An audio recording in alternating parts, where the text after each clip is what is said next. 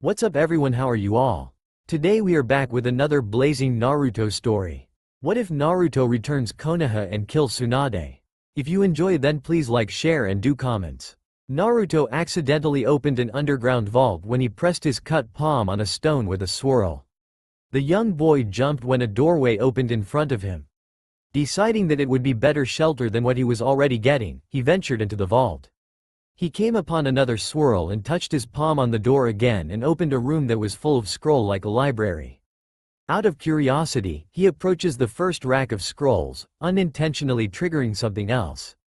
Suddenly a voice appeared out of nowhere and it told him that he was the last of the Uzumaki and this was the legacy of the Uzumaki clans.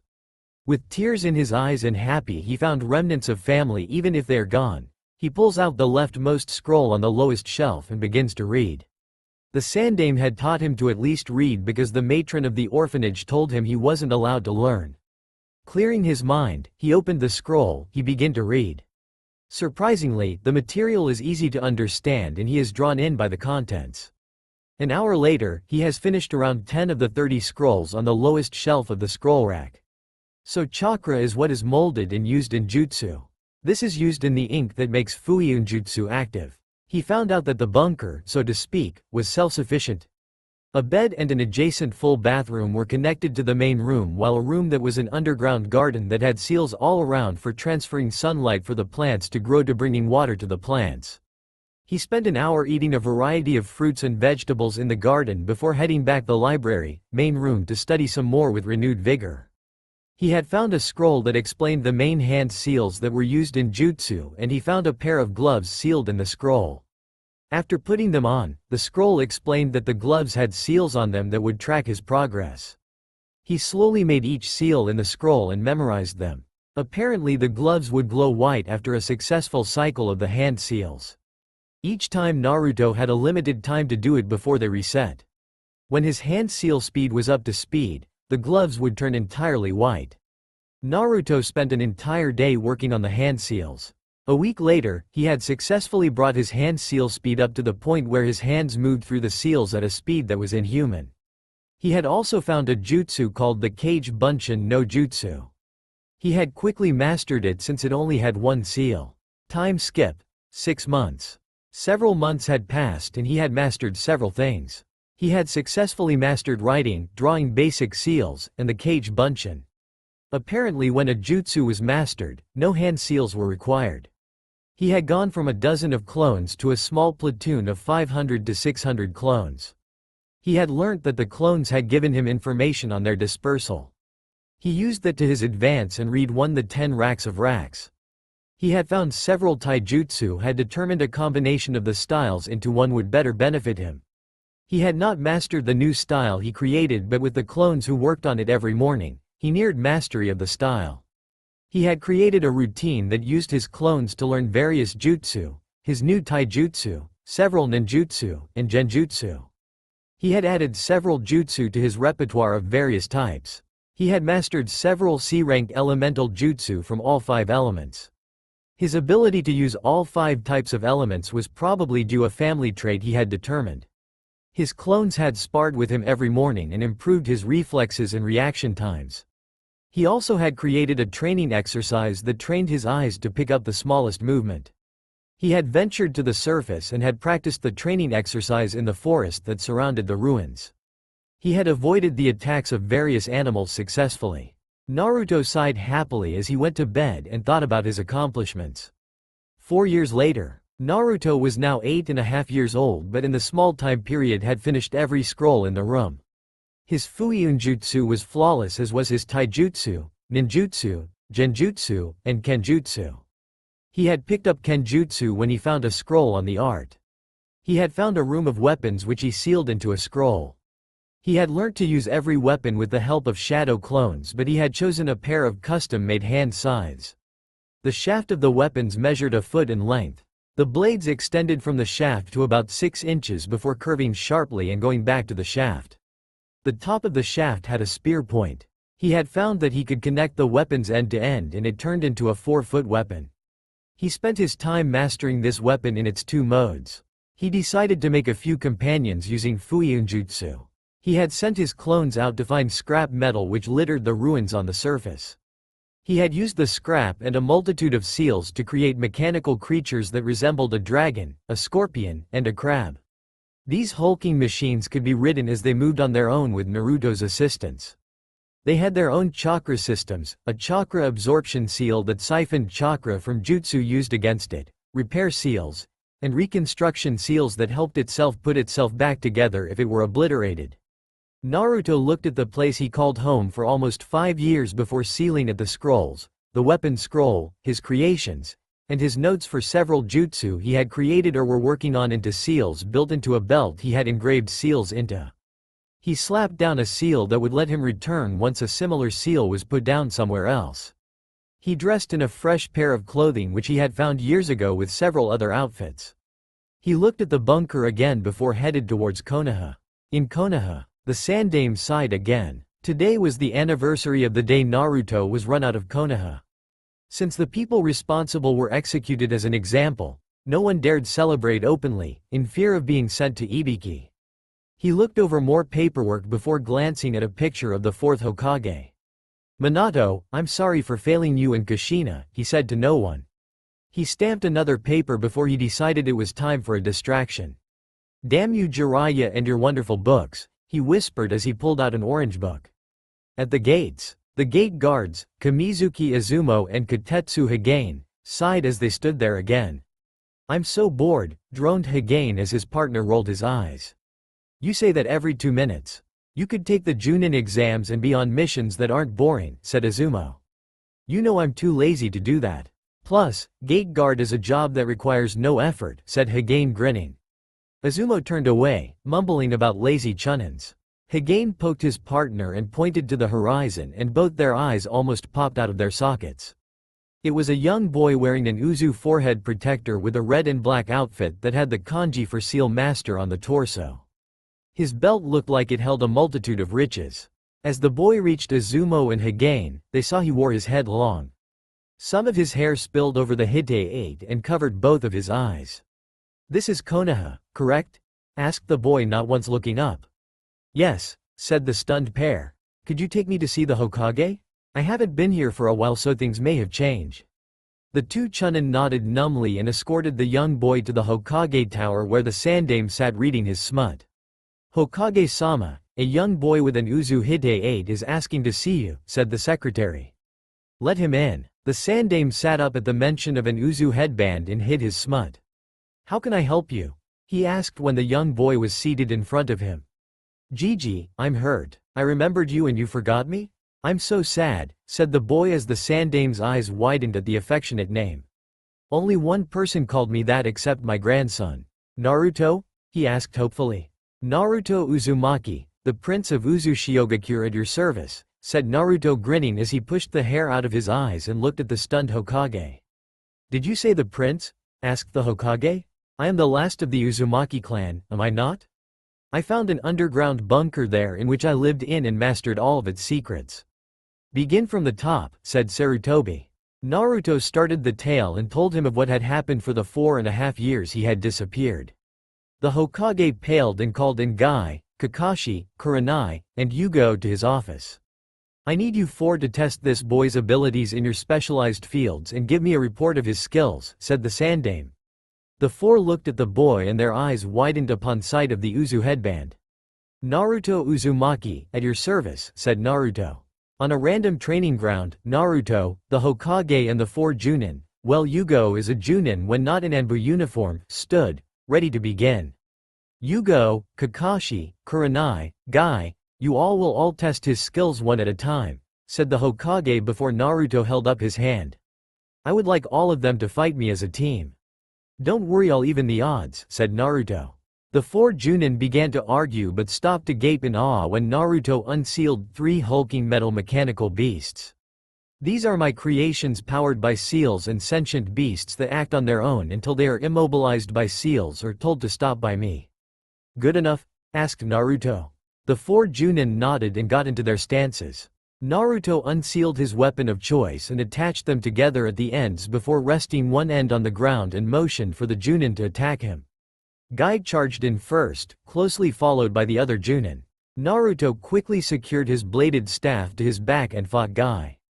Kurenai tried to cast a genjutsu on Naruto to distract him but found herself in a multi-layered genjutsu to her horror. Guy began to unseal the gates as Naruto began to gain an edge. Guy sweated as he charged in but looked at Naruto in awe when he dispatched him with a mere palm strike to the chest while dodging the other attacks. "I surrender. Naruto-kun's flames of youth are greater than mine," shouted Guy as he stood by the Hokage. Kurenai had freed herself and Kakashi closed the gap between himself and Naruto as he used a small jutsu to try and pull Naruto into the earth, but the dragon beast had blocked his path. The remaining three dodged the mechanical beasts while trying to get close. Naruto grinned as he announced the name of his jutsu before he blasted it toward Kakashi. The Cyclopean Junin's visible eye widened as he recognized the jutsu. "Wind Dragon Jutsu," he whispered as he dodged the jutsu.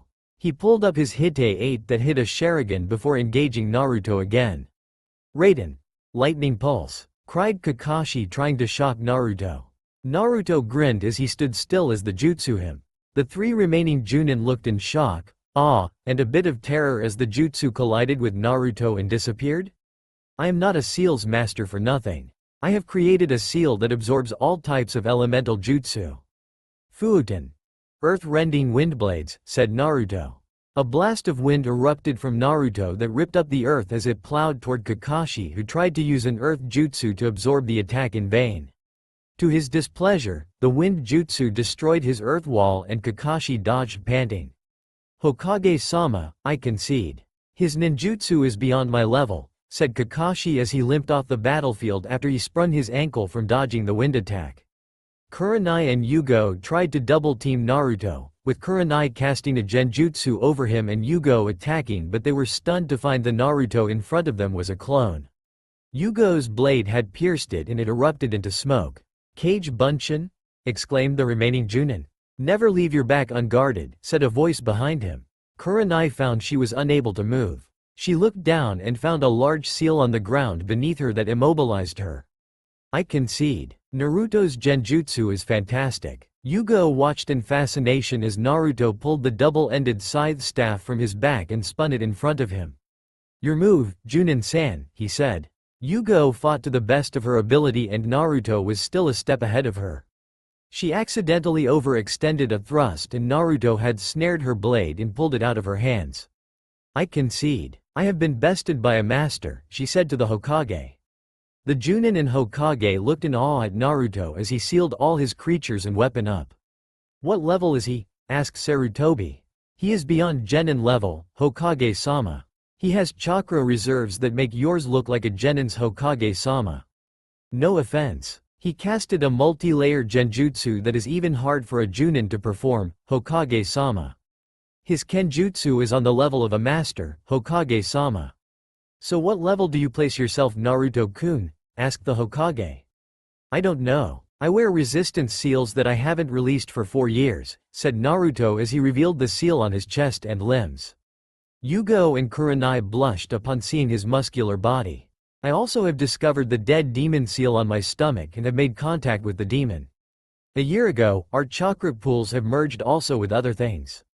Naruto released a seal and the adults gaped at a 20-year-old man.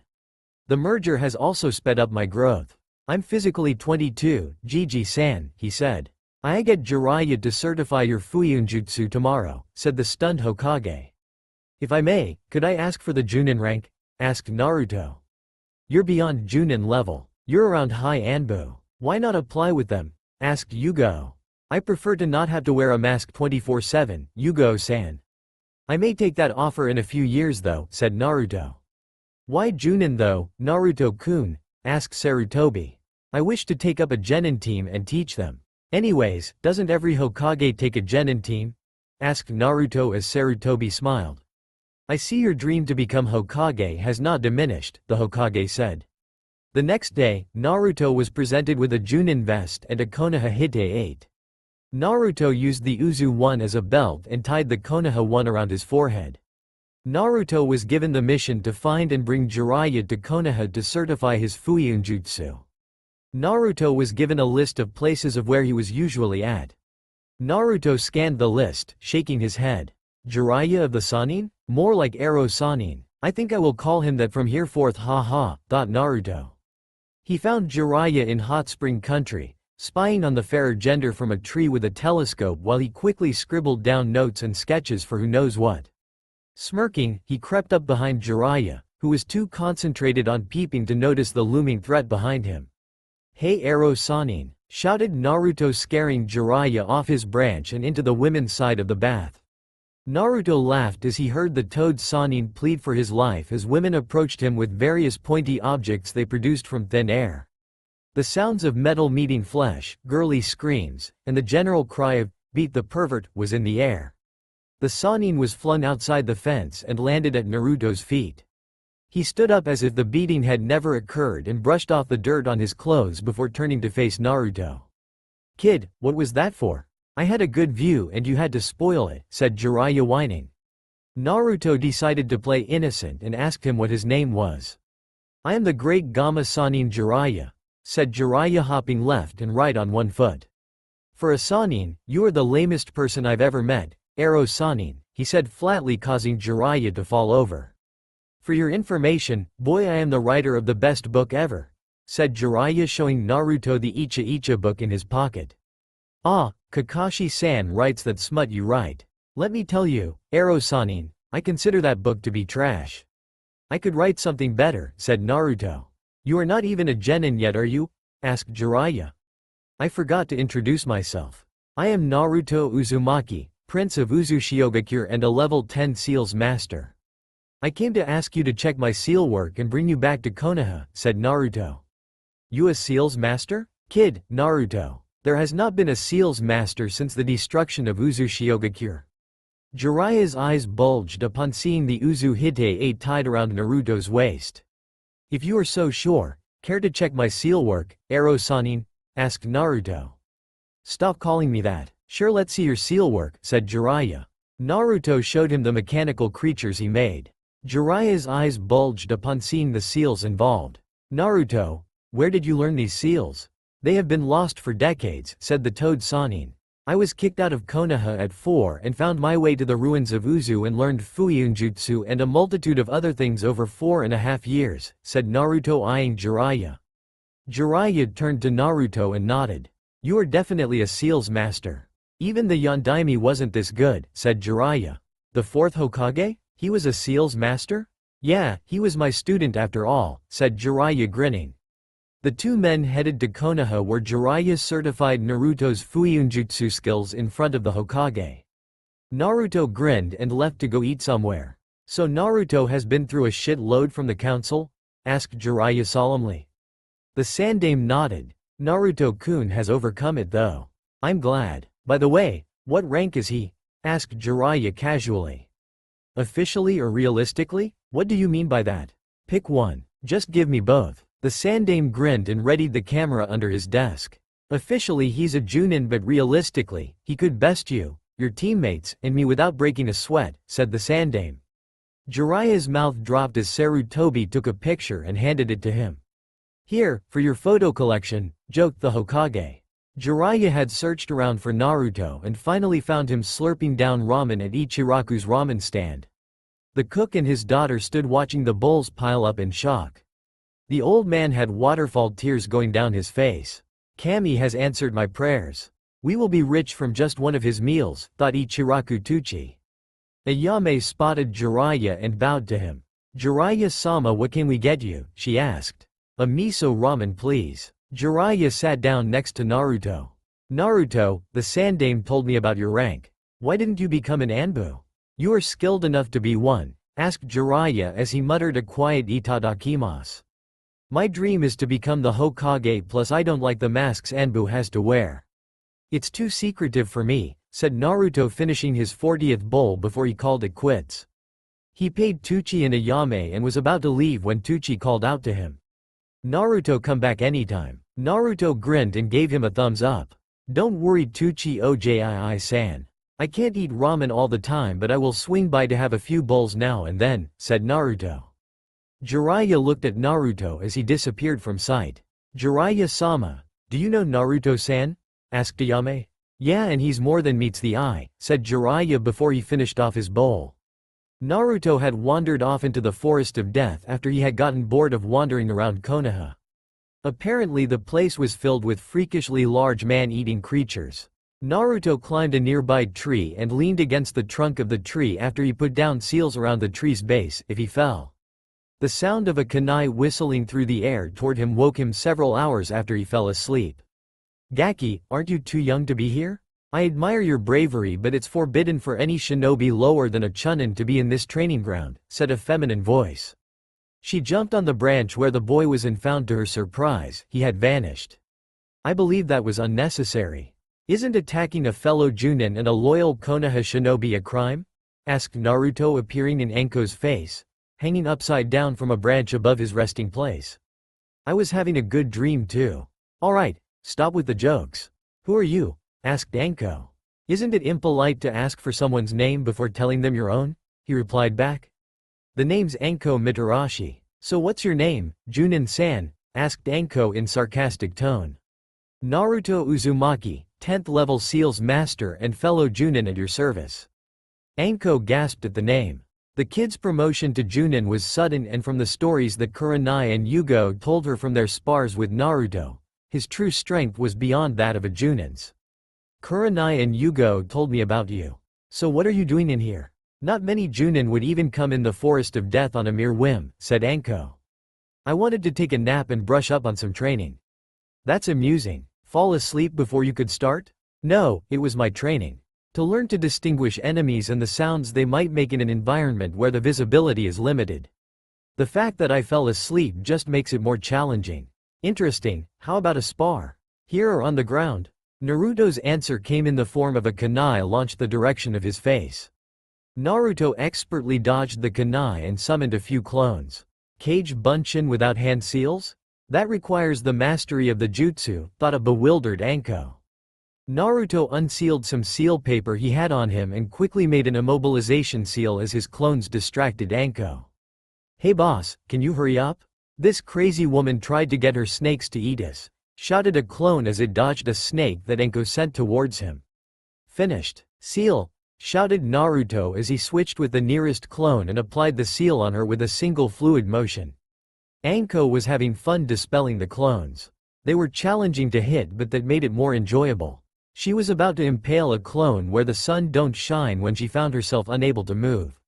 The clone that was about to be impaled glared at her before dispelling with his fellow clones. I win, Enko-chan, he whispered into her ear. I was surprised you could keep up with my clones. Not even Kakashi and the other Junin I faced had enough stamina. Enko shook with rage as Naruto sat down in front of her and unsealed a box full of dango.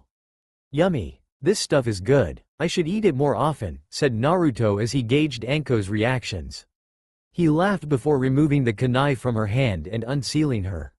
She almost fell over, but Naruto quickly caught her and offered her some of her favorite treat.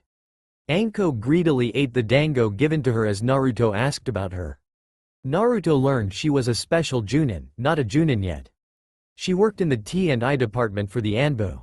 She liked dango and sweet bean soup. She was the student of the traitorous snake Sanin who left Konoha because he wasn't given the position of Hokage, and had marked Enko with a seal that hurt her body. Can I see the seal, Enko-chan? Asked Naruto gently. He knew she was touchy about the subject given her sensei was a traitor. Enko showed Naruto the seal and Naruto quickly sketched the seal. If I could remove it, would you let me? Asked Naruto softly. Enko perked up as she grabbed Naruto by the shoulders and shook him while asking if he could do that. So dizzy, said Naruto, who had swirls in his eyes. Enko stopped shaking him and waited for him to snap out of the dizzy spell. Yeah, but I need time to study the seal. Does it have any more forms? There's a second form, but it hurts to use. It spreads across my body in black tendrils that cover my body from head to toe. Naruto wrote the information down and with a quick goodbye, he left Enko alone. Maybe he could break the seal, thought Enko hopefully. Naruto headed home to the apartment he rented to study the seal. He dissected the seal into its various components and was working on breaking the seal, but was ultimately interrupted by a knock on his door. A shinobi in Anbu uniform stood in his doorway. The Hokage asks for your presence, said the tiger-masked Anbu. Tell the Hokage I will be there shortly, Tora-san, he said. The Anbu nodded before disappearing. Naruto sighed as he locked his apartment door and headed to the Hokage tower. The Sandaime was present and asked him to follow him to the hospital. I have a hunch on your genealogy, but I need some proof. Could you give a small blood sample? Asked the Hokage. Naruto looked the man who was like his grandfather and nodded. He bit his thumb and asked for a small vial which he filled. The Sandaime smiled as Naruto waved goodbye and left. He could finally confirm Naruto's lineage, give him his inheritance and rub it into the council's face. He would enjoy Naruto and the council's reactions. A week later, Naruto had made a discovery on the seal and worked on finishing the counter seal to destroy the veiled chakra source that kept it connected to Anko. Again, he was interrupted by the tiger-masked Anbu member. The Hokage has asked for your presence in the council chambers, said the Anbu. Naruto locked his apartment and was escorted to the chambers where Sarutobi stood in wait for Naruto. Naruto was told to go in and walked in and stood by the Sandaime. I have found the heir to the Namikaze and Uzumaki clans. Naruto Uzumaki Namikaze, said Hiruzen. The council gasped while Naruto was hard to read. Old man, you knew of my lineage but chose to keep it from me, asked Naruto slowly, the anger in his voice clear. Your parents asked that it be so until you reached at least Chunin rank or the age of 16, said the Sandaime giving Naruto 2 scrolls. Naruto unsealed both scrolls with his blood, knowing to do so after learning about them in his studies. The first scroll contained letters from his parents. Dear Naruto, this is your dad, Minato Namikaze. I'm truly sorry for the burden I have put on you by sealing the Kyuubi into you as an infant. You have the right to be angry at me, but remember I love you no matter what. I will not be here to guide you, but I am always with you in your heart. I got to go now. Your father, Minato Namikaze, the Yondaime. Dear Naruto-kun, this is your mother, Kushina Uzumaki. I never wanted your life to be like this, but I write this as you are coming from my womb. Breathe, Kushina. I may not make it through, but know that I love you unconditionally and will always love you even if I am no longer present to hold and comfort my baby boy. Don't worry, I hit your father a few times for giving you this burden without giving you a choice. Your mother, Kushina Uzumaki, Princess of Uzu Shiogakure. So I was right about being the Prince of Uzu, whispered Naruto as tears streamed from his covered eyes. The council was shocked at the revelation. The shinobi side were either ashamed of their inaction or actions that caused Naruto to be kicked out of Konoha. Inoichi and Hiyashi were the best friends of the Yondaime and they had taken an oath to protect his only son or daughter. They had failed miserably. The members of the civilian council had either been ashamed or were screaming about how the demon child couldn't be the son of the Yondaime. Their arguments ceased upon seeing the confirmation of his status. The other scroll holds the key to your home and jutsu scrolls from your parents, Naruto. I'm sure they would be proud, said Sarutobi. Naruto hugged his grandfather, but the happy mode turned sour when the civilian council tried to marry him off to their daughters. You fools! The CRA can only be implemented by the heir or heiress. In addition, they have until their 21st birthday to marry a minimum of 7 women. I am not obligated to marry anyone's daughters. I am wary of this council and I will do it my way. Growled Naruto. You insolent brat. You may be the clan head of 2 clans but you answer to the council. Snarled a fat merchant. You stupid buffoon. I am a shinobi and as such I only answer to the Hokage. This is a dictatorship, not a democracy. Naruto replied back, shutting up, said civilian council member. Naruto-san, said Homura and Kaharu, trying to use their silver tongues to persuade Naruto. You are young and so we recommend that you allow us to choose one wife for you to guide you. I am considered an adult as soon as this headband worn on my head. I will make my own decisions, so stay out of my clan's business. Naruto had moved out of his apartment into his new home. He quickly set up his study and began to work on Anko's seal once again. Eureka! He exclaimed as he finished decrypting the seal's secrets. He set the seal aside and put a note on top of the paperwork to talk to Anko. He unsealed the folder of seals and jutsu he had been in the process of creating. He had seals from the basic repair seal that was created by him to repair his mechanical creatures from scrap up to his unfinished seal that would give the user a second chakra pool, which was created by siphoning off excess chakra from the body. Naruto worked late into the night on various projects while he thought of the CRA that he was under. "I don't have to worry about that for a while," said Naruto, dismissing the idea. The next morning Naruto went to find Anko and informed her of his discovery. The snake using Junin smothered him in a hug that almost suffocated him. She only let go when Kurenai, who was eating with her friend, pointed out Naruto was turning blue. "Sorry Naruto-kun," she said, barely hiding a blush. "Naruto-kun, is it now?" asked Kurenai as her friend glared at her. "Meet me at the Namikaze estate in 2 hours. We'll take that seal off in no time," said Naruto, who miraculously recovered from his near-death experience. 2 hours later, Anko tapped her foot impatiently as she waited for Naruto to show. She jumped as the gates opened and Naruto came through them. "You live here?" asked Anko incredulously. "Yeah, I'm the Yondaime's child it turns out," he said as he motioned for her to follow. The gates closed behind her as she entered the mansion. A picture of a pregnant Kushina and Minato standing next to her adorned the stairwell. Anko hadn't realized until now that Naruto looked just like the Yondaime minus the whisker marks. Anko looked around in awe as she was led to a room that had a giant seal drawn on the floor. "The seal on the floor prevents anyone to tamper with the unsealing process when it starts," explains Naruto. "It's kind of like a barrier of sorts." Naruto asked Anko to undress from waist up as he applied the ink for the seal over her whole upper body. "Seal!" shouted Naruto as he pressed his palm against the curse seal on Anko's neck. The seal he drew glowed blue as it fought the curse seal's black tendrils. The blue chakra won after half an hour's time. Anko gritted her teeth as the area where the seal was burned as if the seal was lit on fire. The seal gave off a sickly black glow before it faded from her neck. Naruto removed his chakra from the seal and watched it crumble. He helped a shaky Anko redress, with his eyes closed of course. Anko had left the Namikaze estate feeling like a new woman. Her only link to Orochimaru was finally gone and she was grateful. She would find a way to repay on Naruto Uzumaki Namikaze. Meanwhile, Maid Terumi was in the Sandame's office asking for some help in the bloodline wars against Yagura, who became a tyrant and started killing off bloodline users. Sandame called for Naruto, who appeared in his office dressed in Junin uniform. "Naruto, this is an S-rank mission. You have the opportunity to refuse now if you choose," said Sarutobi. "Mei-chan's country is turmoil due to injustice. I will do everything in my power to help. I accept this mission, Gigi-san," Naruto said. Naruto and Mei traveled towards Mist in silence. Naruto mentally ran over his inventory that was stored in seals on his belt while Mei took time to scrutinize the young Junin. The young looked barely 10 years old. How in the hell did he make Junin at such a pre-adolescent age? His attire spoke volumes of the boy. The item of clothing the youth wore that drew her eyes was his belt. The belt was made of durable cloth that had metal plates sewn on.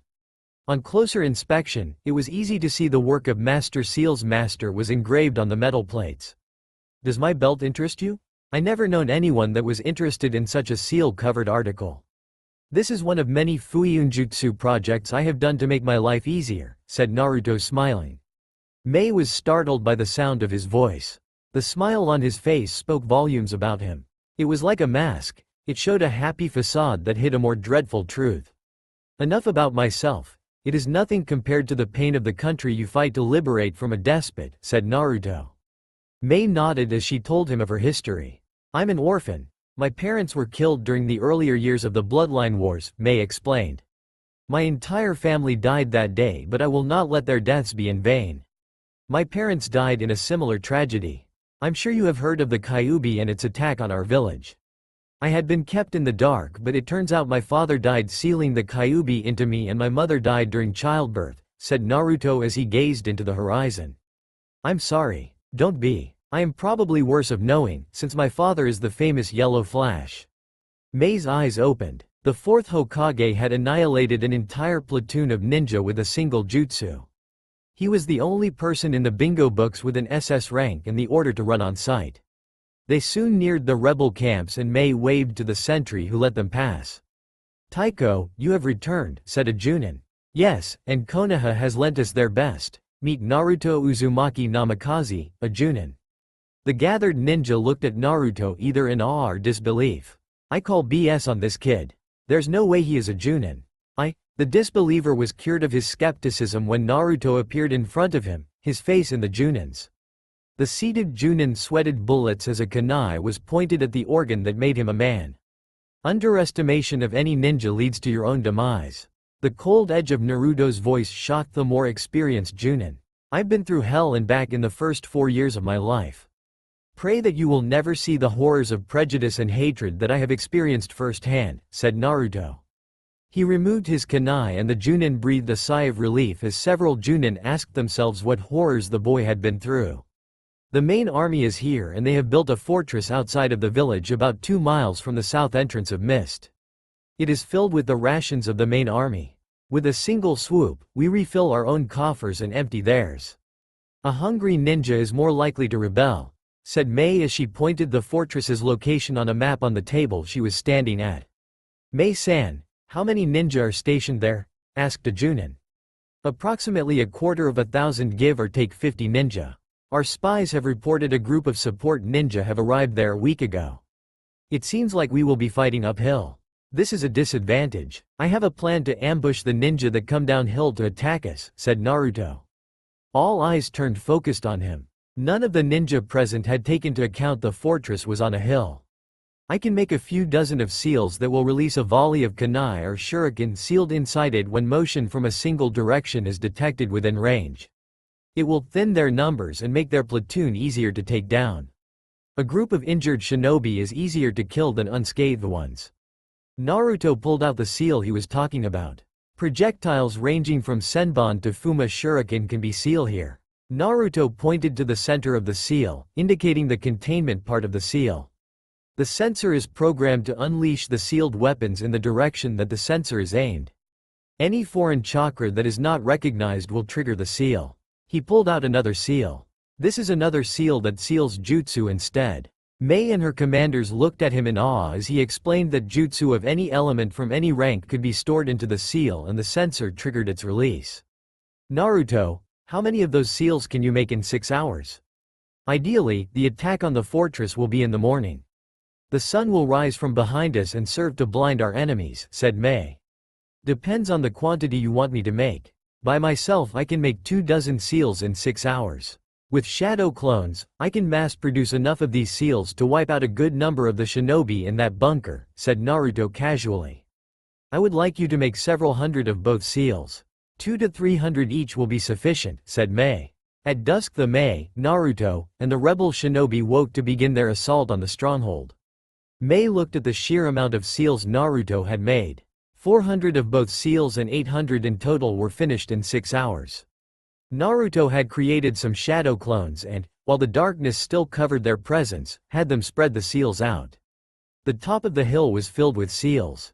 The weapon seals were mixed in with the jutsu seals. The jutsu seals were mostly filled with Fuuten, Kaden, and Doden jutsu, but several seals were filled with Suiten jutsu.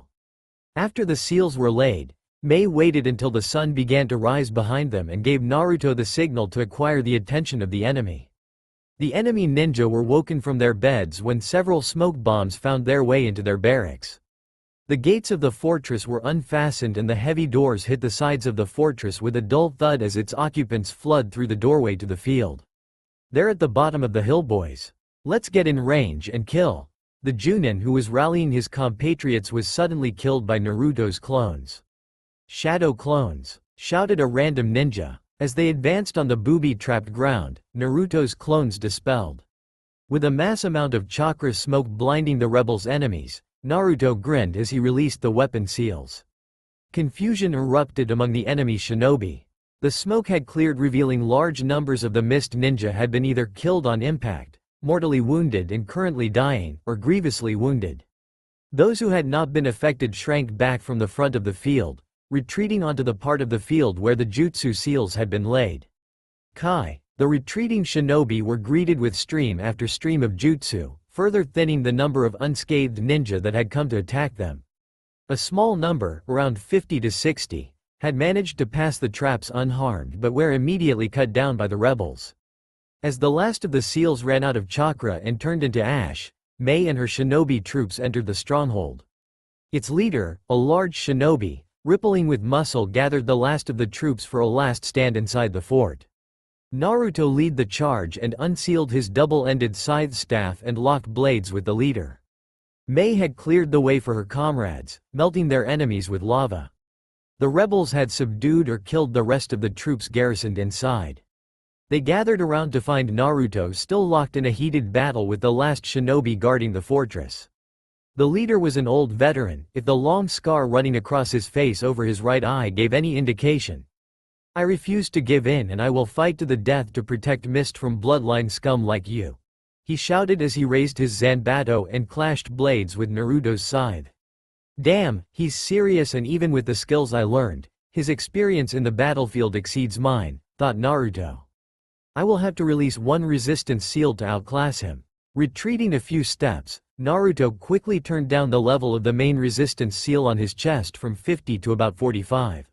Redoubling his efforts, Naruto used his edge to scan for openings while dodging the large Zanbato. He wears a thick layer of armor, but it seems like his calves are uncovered. Like they say, the taller your enemy is, the harder he or she falls.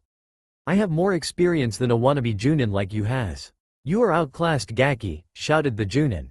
"Oh, yeah? Let's see you outclass this, Teme," said Naruto. He ducked under the large blade and created a clone behind the Junin, with whom he switched places. The Junin laughed at the move, shouting that he was only delaying his own doom, but suddenly fell to his knees. Blood spurted from two horizontal wounds on his calves, the skin was cut through as well as the muscle. White bone was visible through the critical injury the young Junin from Konoha had inflicted. "I refuse to fall here." Sweden. Rotating razor funnel. A waterspout formed around Naruto as the column of water spun at high speeds. "Naruto! No!" shouted Mei as tears streamed down her face. "No one has lived through this jutsu." "Nani?" The waterspout has come to a grinding halt as it began to turn into a column of wind. Naruto stopped the jutsu by stopping its motion, thought various Junin looking at the pillar of wind in awe. "Futon!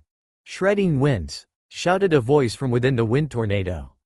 The spinning winds spun swifter as blades composed of pure wind flew from the tornado and began to revolve around the injured Junin. As the whirlwind dissipated from around Naruto, it grew around the Junin that had used a sweetened jutsu on him. Cries of pain arose from the center of the cyclone. The clear twister of wind began to turn red and soon filled with bits of flesh, muscle, and bone. The windstorm calmed down as suddenly as it started. Every Junin in sight turned green or gagged at the remains of Naruto's opponent. A bloody carcass lay surrounded by massive quantities of blood and bits of fleshy tissue and bone splinters. The body's limbs and torso were torn open by the wind jutsu, revealing bones tinted the color of blood. The man's skull, or what remained of it, was a hideous sight to gaze upon. The man's face was contorted in horror, the remaining flesh and muscle frozen in a look of terror. Half the skull was exposed, revealing an empty eye socket, with the remains of his eye resting in its destroyed socket. The other half had skin hanging from the bone, like tattered clothing. The other intact eye had a glassy look to it, staring blankly. The rebels looked at Naruto, who had taken a knee, breathing hard. Mei and several Junin rushed to his side when he collapsed in convulsions. "He's in shock. Take him back to the base camp. Everyone else, raid the food stocks and bring anything of value back to the camp. Raise the place to the ground. Leave corpses for the vultures," shouted the Junin Mei had left in charge. Meanwhile, Naruto was treated for shock in a makeshift medic tent.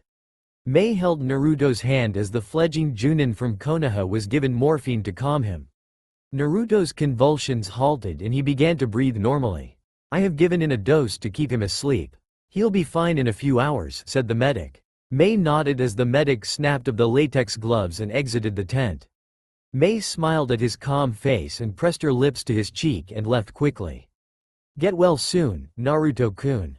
Naruto found himself in his mindscape again. "So Naruto, decided to visit me, or is this just a fluke?" asked Kyuubi as she put his head in her lap and caressed his whisker marks. "That's right, boys and girls, the Kyuubi is a girl. Sorry for not coming more often. I've been busy. I've been working on cracking the seal so we can finally be together," said Naruto. "I heard that the council has placed CRA on you," said Kyuubi. "Are you mad about that?" "Not really. I just hope the women in your life will tolerate me. Don't worry. I love you and that's what counts." Who you are and your past has nothing to do with the fact you are strong, beautiful and independent woman who has needs as well, said Naruto, getting a giggle from Kyuubi. I suppose, but don't hurt yourself like you just did. You gave me a scare. I'm sorry, Q-chan. You're forgiven. Now get back out there. Remember, you will never be a demon. Hi. Naruto awoke in a dark tent. Wiping the sleep from his eyes, he got off of the cot he was laid on and ventured around the tent to pick up his equipment. After putting on his last article of clothing, he opened the tent flap and went to find Mei. He found her and her advisors in the main tent that was designated as the war room. We destroyed 2 more citadels like the last one and we will have them running back to the city. Then we make our move, said a Junin. Naruto entered the tent and stood in the back, listening to the banter. One of the Junin looked up and saw Naruto in the tent and spoke to him. Naruto-san, you feeling better already? Come and join us. Mei and the others looked at Naruto, who was no longer pale or convulsing like he did before. Naruto, I'm glad you are feeling better. We were discussing our plans to attack other forts, said Mei. Naruto looked at the plans and shook his head. The opposition has seen what we can do. They have undoubtedly sent more ninja to fortify the numbers of the bastions. We should attack Mist while its ninja are off protecting its fortresses. I estimate that only 25% remains at the village to protect the Mizukage. We attack, rally those who are oppressed by the Mizukage and his regime. We can end the war now without more bloodshed, said Naruto. What makes you so sure that fact is so? Asked a Junin with an eye patch. I just received that information from a set of clones I sent that were hanged as a Kiri scout team. I killed and replaced a team about 2 minutes ago. I sent them false information that we were headed to attack both fortresses tomorrow. Thinking that our forces are weak because we planned to storm both fortresses, the village will send out more ninja to defend the garrison. The Junin all nodded in understanding. The Junin from Konoha was just a youngster but acted as if he had been through many wars. Are we agreed on this plan? Asked Mei and received a unanimous nod. Good, tomorrow we strike and end this war at dawn. The next morning, like Naruto had predicted, the gates of Kiri were opened and extra ninja were sent to the garrisons, leaving the real village vulnerable. Naruto had had clones place the same seals he had made at the 2 forts as a distraction. As soon as dawn struck, Mei and the rebel forces entered Kiri while the village was at its weakest. The ninja at the fortresses were too occupied with the minefield of seals that they could not respond and head home. Naruto, follow me. We will take on Yagura. Everyone else, free any prisoners and rally the troops. Keep the civilian death toll down. We need the villagers on our side, said Mei as her men shouted in affirmation. Mei and Naruto entered the Mizukage tower to find it suspiciously empty and found Yagura at the top of the tower, waiting for them. A magnificent strategy to leave me unguarded, but I am not in need of protection from no-name ninja like the 2 of you, said a sneering Yagura. Naruto's eyes narrowed when he looked at the Mizukage's eyes. Something was out of place but he did not know what. Mei, something is not right. You told me that Yagura was a peaceful ruler. His eyes suggest otherwise, whispered Naruto to Mei. It is a big mystery. No one knows what happened to incite such a change, whispered Mei in return. You 2 have made it this far but your journey ends here, shouted Yagura as he blasted water jutsu toward his adversaries. Mei, keep him distracted while I ready a few seal tags, said Naruto. Yotan. Lava bed no jutsu. Mei opened her mouth as a stream of lava flowed out of her mouth and forced Yagura onto solid ground. Naruto and Mei followed him closely. Yagura spun his staff and tried to strike Naruto but Mei encased the staff in a pillar of hardened lava. Your puny jutsu cannot hurt me, shouted Yagura as Mei incased him in lava. Almost there, replied Naruto. Hurry, replied Mei. Without warning, the lava encasing shattered as chakra began to surround him. 3 tails swung behind. He's gone into tailed beast mode. Mei, stay back, shouted Naruto. Naruto threw down 6 tags with seals on them around Yagura. Your attempts are futile. What is this? Raged Yagura as he felt chakra chains grab onto him and hold him firmly. Yagura, you were a peaceful ruler. Now you want bloodshed. I will end your injustice here and now. Fuiunjutsu. Seal of heaven and earth. Naruto hurled a kunai at Yagura with the seal wrapped around the handle. The kunai was reduced to metal shaving on contact with the chakra but the seal stuck. Seal. The chakra around the Mizukage dissipated as he shrieked in agony. As the chakra chains dissolved, Yagura started to look around as he had never been in Kiri. "Where am I?" he asked in a shaky voice. Mei looked at him in surprise. "You're in Mist Yagura. Where do you think you are?" asked Mei, glaring at him. "I don't know. The last thing I remember seeing were red eyes with a black Sharingan in the center," replied Yagura. "The Sharingan is used to hypnotize and can be used to command someone to do their bidding," said Naruto as Mei nodded. "Yagura, you have caused the bloodline wars. What will you do now?" shouted Mei. "You killed my parents and a good population of Kiri and set brother against brother." Yagura saw his men fighting the rebels and jumped down in the middle of the fighting. "Stop, this is a mistake. Cease, I command you. Lay your arms down. I resign as your Mizukage as I am no longer fit for this job," said Yagura as he handed Mei the Mizukage hat. Mei gasped as the hat was given to her. "Yagura, you? Mei, you have saved me from murdering our comrades. You have the qualities to lead. Take charge and heal this land for I am no longer capable," said Yagura. Naruto leaned in to talk to Mei. "He doesn't remember anything. Have his mind scanned and keep him close. I sense that someone is trying to frame your now former Mizukage. Watch him. They may be people trying to capture and use the power of your country's tailed beasts to destroy Kiri," whispered Naruto. 2 months later, Kiri had returned to normal. Naruto had used his clones to repair the city in a month with the help of ninja and civilians alike. Mei was chosen as the new Mizukage by the new council. She doubted Yagura but made him one of her bodyguards. Like they say, keep your friends close and your enemies closer. Naruto was called to Mei's office by Yagura, who was dressed in a Junin outfit. "So, Yagura, how's it feel to be a Junin?" asked Naruto as they traveled to the tower. "Peaceful. There's no pressure or paperwork to overwhelm me. I thank you for your kindness. I would rather bear with constant surveillance than be alone and vulnerable. Jinchuriki live a harsh life," said Yagura. The former Mizukage had served out a month's sentence in the prison before he was scanned for any malevolence and reinstated as a Junin bodyguard. "I know how you feel, Jinchuriki no Sanbi," said Naruto as Yagura's eyes widened though his face remained unchanged. "I am a Jinchuriki myself. I am the Jinchuriki no Kyuubi and a Junin of Konoha. Even though Konoha hated me, I have thrived and achieved goals that I would never have dreamed of reaching. I am still working on becoming the Hokage, but it doesn't happen overnight," said Naruto, smiling at his fellow Jinchuriki. He leaned in and spoke softly into Yagura's ear. "I do not know what forces loom in the dark, but look out for any Jinchuriki who may pass through Kiri. Jinchuriki live an ostracized life. Look out for your kin as I have done for you," said Naruto as they arrived at the tower.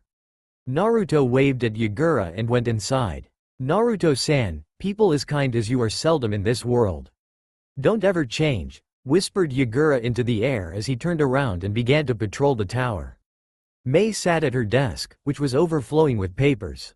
Naruto smiled as he thought of the Sandaime Hokage, who had a look of defeat in his eyes when another pile of paper came into the office.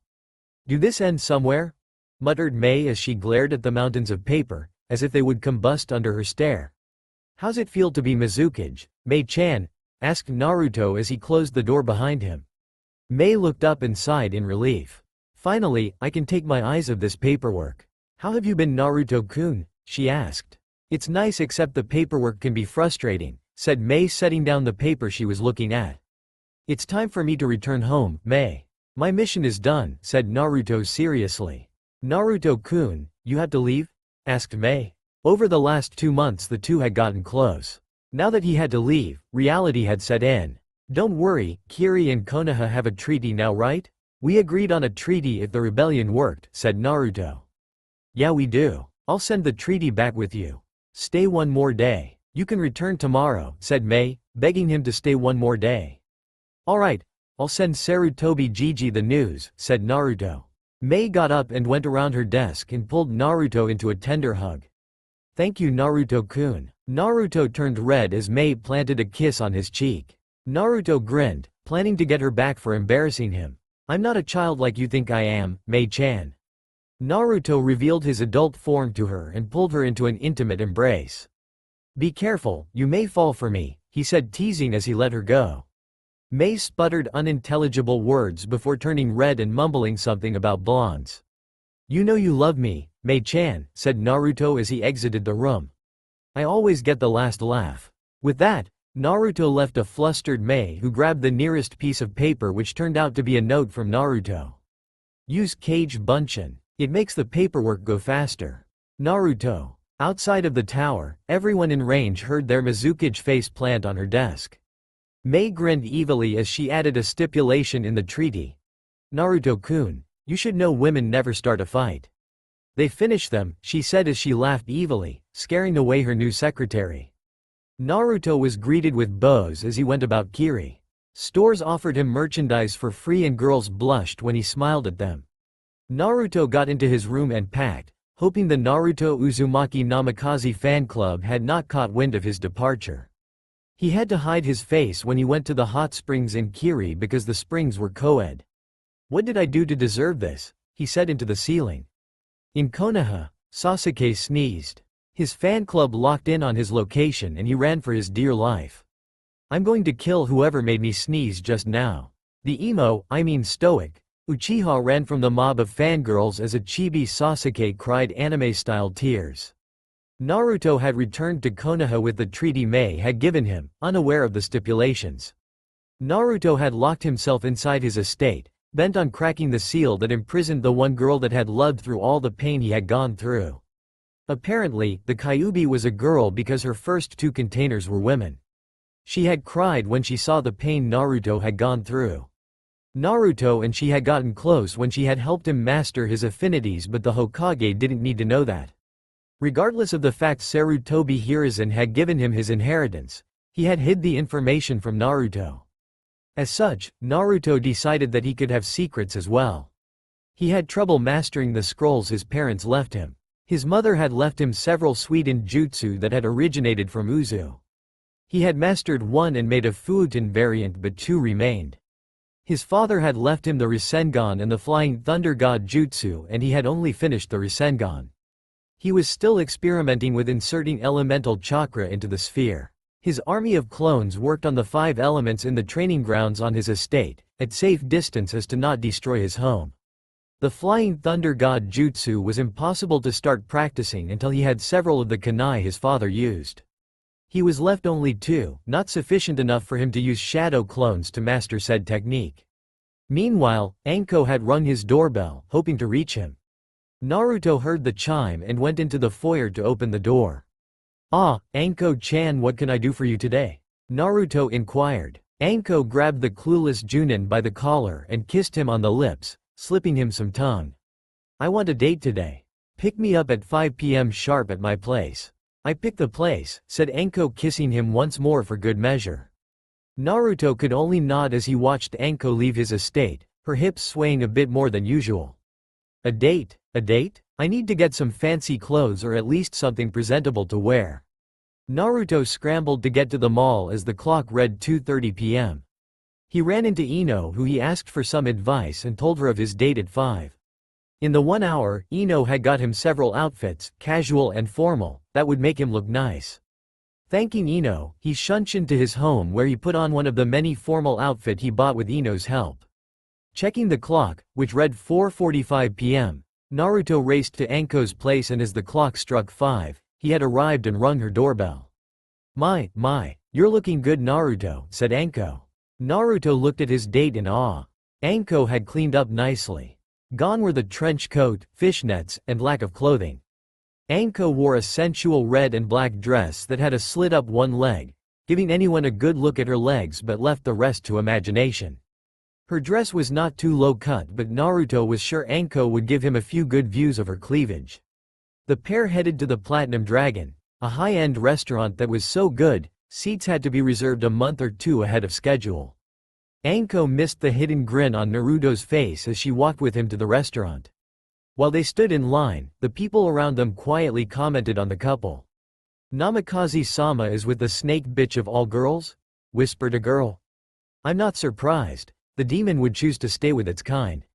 The man, oblivious to Naruto looming over him, did not notice Naruto until too late. The Sandame's law is still valid, but I don't want to ruin Anko's date, he said as the man sweated profusely. Naruto grabbed him by the collar and tossed him into a dumpster. You should stay with your kind. Your mouth stinks like your discrimination. You'll get together well with the dumpster because both of you could use a bath. Anko kissed Naruto on the cheek as he returned to his spot in line next to her. You could have let my snakes eat him, Naruto-kun, she said. He's not worthy of your snakes though, Anko-chan. He probably tastes like shit, just like his opinions. Anko giggled at Naruto's joke as they made it to the front of the line. One table under Uzumaki Namikaze, said Naruto. The person behind the desk nodded as he called for someone to seat them. Ah, Naruto, how are you? Oh, I see you're on a date with a pretty one tonight. Follow me please, said an aging waiter. They were seated in a private booth and handed 2 menus. Anko looked at Naruto inquisitively as Naruto perused the menu. How does that waiter know you? Asked Anko. My parents dined here when the place was just a small restaurant. When they heard of me, they welcomed me in with open arms. The owner was friends with my mother, but since she has a hard time getting out due to her back, she was kept in the dark by employees that hated me. When she found out, she nearly skinned one of them with a butcher knife. Anko laughed until her sides ached. She tried to imagine an old woman running around with a butcher knife threatening one of her employees. She wiped her eyes and opened the menu just as the waiter came back in. So what will you and the miss have tonight? Naruto looked up from the menu. I'll have the sirloin steak with oyster sauce. Also bring us the best bottle of sake you have in stock, said Naruto. I'll have a bowl of sweet bean soup inside of dango, said Anko. When the waiter left with the menus and their order, Anko turned to Naruto. Why their best bottle of sake? Any bottle would do. Naruto smirked and leaned in close as if he were about to kiss her but stopped mere inches from her lips. That's a surprise, he said laughing as Anko pouted. The waiter brought the bottle of sake with 2 cups. Anko gasped at the brand of sake. Naruto bought one of the most famous brands in Konoha. The Golden Asp Sake Company was famous for their high-quality sake. A single bottle was around 1,000 ryo. Naruto uncorked the bottle and poured Anko a full cup before filling his. Kanpai. The couple downed their cups and savored the sweet, slightly bitter taste. Anko listened to Naruto tell her about some of his travels in Kiri. Some Junin told me I wasn't capable of being a Junin. After he realized that his underestimation could have cost him the organ that designates that he was a male, he shut up. Anko burst out laughing as she banged her hand on the table in amusement. I'm giggle sure he cherished his manhood from that day on, haha. Naruto called for the bill, seeing that Anko was finished. The waiter handed Naruto the bill and he gave the waiter the exact amount before they got up and left. Holy shit, that meal was 250,000 ryo? Well, I guess it is technically a high-end restaurant, thought Anko. Naruto and Anko went for a walk through the park and he took her to the top of the Hokage monument where they watched the sunset. Anko, I want you to know I really enjoyed this date and I hope we can go on another, said Naruto as they walked to her apartment she shared with a friend. Naruto gave her a hug and turned to leave when Anko spun him around and smashed her lips to his before going into her apartment. Naruto stood there stunned before his mind rebooted and he headed home. Inside, Anko looked out of the window as she smiled at no one in particular. I hope so too, she said to no one in particular. Naruto's mind was spinning as he made his way home. So, what was that kiss about? Thought Naruto. As he reached the gates of his estate, an Anbu appeared next to him via Shunshin. The Hokage asks for your presence.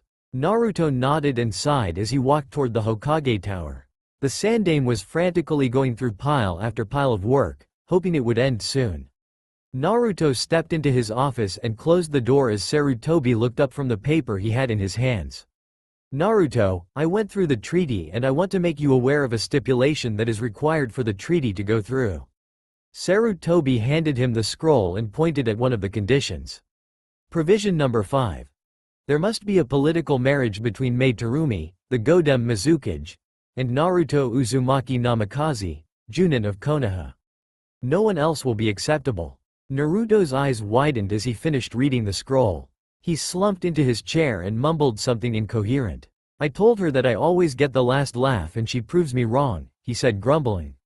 And the worst part is she made sure I had to agree. Tell her I agree. We'll do better with Kiri as our ally than as our enemy. Sarutobi nodded in understanding. Naruto, I have an A- rank mission for you. I want you to enter the academy, assume an alternate identity and attend the Ninja Academy for the next 4 years. The civilian council has lowered the quality of our ninja and I want you to attend to find the kinks in the shinobi program. Itachi Uchiha has also alerted me to the Uchiha clan's sudden secretiveness. I want you to also keep a close eye on the Uchiha patriarch since the heir to the Uchiha clan is his younger son, who is currently attending the academy. Any changes in the patriarch are to be reported to me. I have given you and Itachi the authority to kill him if he should continue down the path I think he is going down. Naruto nodded as he bowed to Sarutobi before leaving the office. Iruka glanced over the note once more before turning to speak to the class. Class, we have a new student. Please introduce yourself to the class, he said. Naruto wrote his name on the board and turned to face the class. My name is Naruto Uzumaki. I am the same age as most of you. I hope to get along with all of you. Naruto took a seat next to Hinata and smiled in her direction. The poor girl's face turned a bright red and she passed out. Iruka sighed as he pulled out a small bottle of smelling salts and woke the girl. Now class, where were we? Asked Iruka. You were talking about the Naidame Hokage and his ability to pull water from the air for his sweet jutsu, said a pink-haired girl. Thank you Sakura. The Naidame Hokage. Naruto nodded off and fell asleep on his desk as Iruka droned on. Iruka turned to face the class after writing down some information on the board to find Naruto asleep, his head resting on the desk. A vein appeared in his forehead as he threw an eraser at Naruto. Naruto caught the eraser in his hand as he continued to sleep. Naruto, I expect you to pay attention, shouted Iruka. You said the Naidame was the younger brother of the Shodan and that he was famous for his sweet jutsu. You started to talk about the Sandame and how he is called the Professor, due to his extensive knowledge of jutsu, stated Naruto without lifting his head. Iruka looked at the new student in surprise. He looked like he was sleeping but in reality, he had heard every word. Okay, then, moving on. The Yondaime was famous for his flying thunder god jutsu. He is also the only person to date in the bingo book to ever been given the sulfur monosulfide rank and a flee on sight order. The bell rang and Naruto dragged himself from his desk to his home where he threw himself into his Fuiunjutsu projects. Under the name Toruna Mizukai, he patented several seals. He had stumbled into the Higatashi's shinobi store by serendipity and was he glad he did. Not only did they jump on the offer, Naruto and Tenchi, the owner of the store, had decided to split the profits 75-25. They had been given the first batch as a present to celebrate their partnership. Tenchi's mouth dropped when Naruto presented him with several variants of the sealing scroll, exploding tag, and restraint seal. This included Naruto's distinctive seals he created, in addition to the jutsu seal and weapon seal he made in Kiri. The more prominent seals he crafted were the restraint-breaking seal that allowed a captured shinobi or kunoichi to free themselves, a UAL assault seal that protected both genders from being ally abused whether they were incapacitated or restrained, and the chakra pool seal which collected excess chakra from its user and allowed them to tap the pool of chakra when their primary source was depleted. Many of the seals were a godsend for both shinobi and kunoichi alike. He began to work on the dead demon seal, hoping to find a way to crack the seal to release his tenant from the seal without killing both of them in the process. Naruto worked on decrypting the seal and going to the academy posing as a student as well as visiting Mei and Kiri during his breaks. The Hokage had given him Sannin traveling rights, stating that his life needed a female's touch. He had informed Mei of his clan status and the CRA that the council put on him. She had told him that as long as he loved her and all of his wives equally, she wouldn't have a problem with it. Mei and Naruto went on a date in Kiri and spent quality time together before he had to return to Konoha. While he was there, she introduced him to the surviving members of the 7 swordsmen of Kiri, who had returned after Mei pardoned them and had the hunter ninja looking for them escort any members back to Kiri after giving them a scroll signed by her, pardoning them. So far only one of the 7 swordsmen had returned while another member had remained loyal to Mei. Chojuro had sided with Mei in the Bloodline Wars, while Raiga returned with some persuasion. The other positions were filled with newer shinobi, wielding unique weapons that differed from their original counterparts. Naruto sparred with the seven swordsmen, picking up various tips on how to improve his kenjutsu style. Most of the swordsmen were astonished upon seeing Naruto's weapon of choice.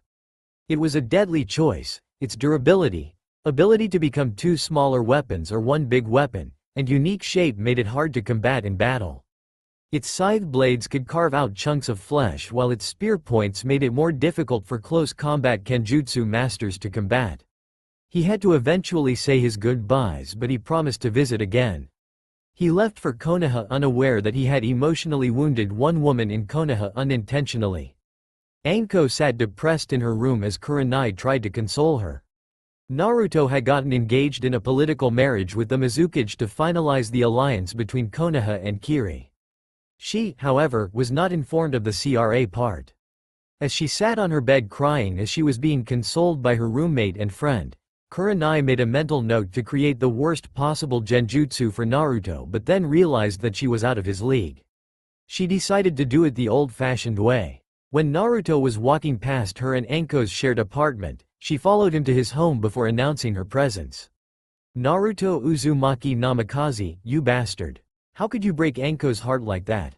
Leading her on and dashing her hopes as you promise yourself to another woman," shouted Kurenai. Naruto looked at her and cocked his head.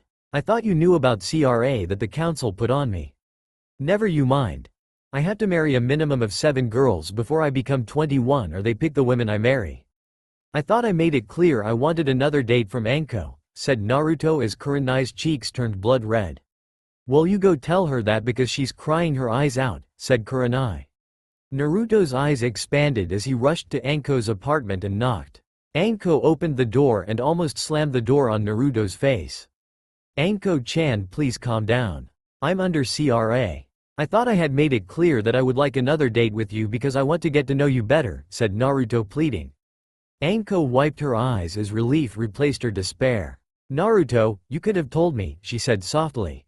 "Anko, I wasn't sure how I felt about you then, but now I know I need you in my life," said Naruto. He kissed her on the lips and pulled her into a hug. "Anko Mitarashi, will you become my first wife? I know that I am engaged to marry another woman, but..." Anko's lips silenced him as he soon melted into the kiss. "Yes, Naruto-kun," said Anko. Naruto left her apartment with the biggest smile on his face that continued to appear when he spaced out, freaking out his classmates. Naruto was smiling again as he put on his clothes and headed to the academy. Anko and he were keeping their relationship secret due to his assignment. He whistled a cheery tune as he walked to the academy and sat in his seat.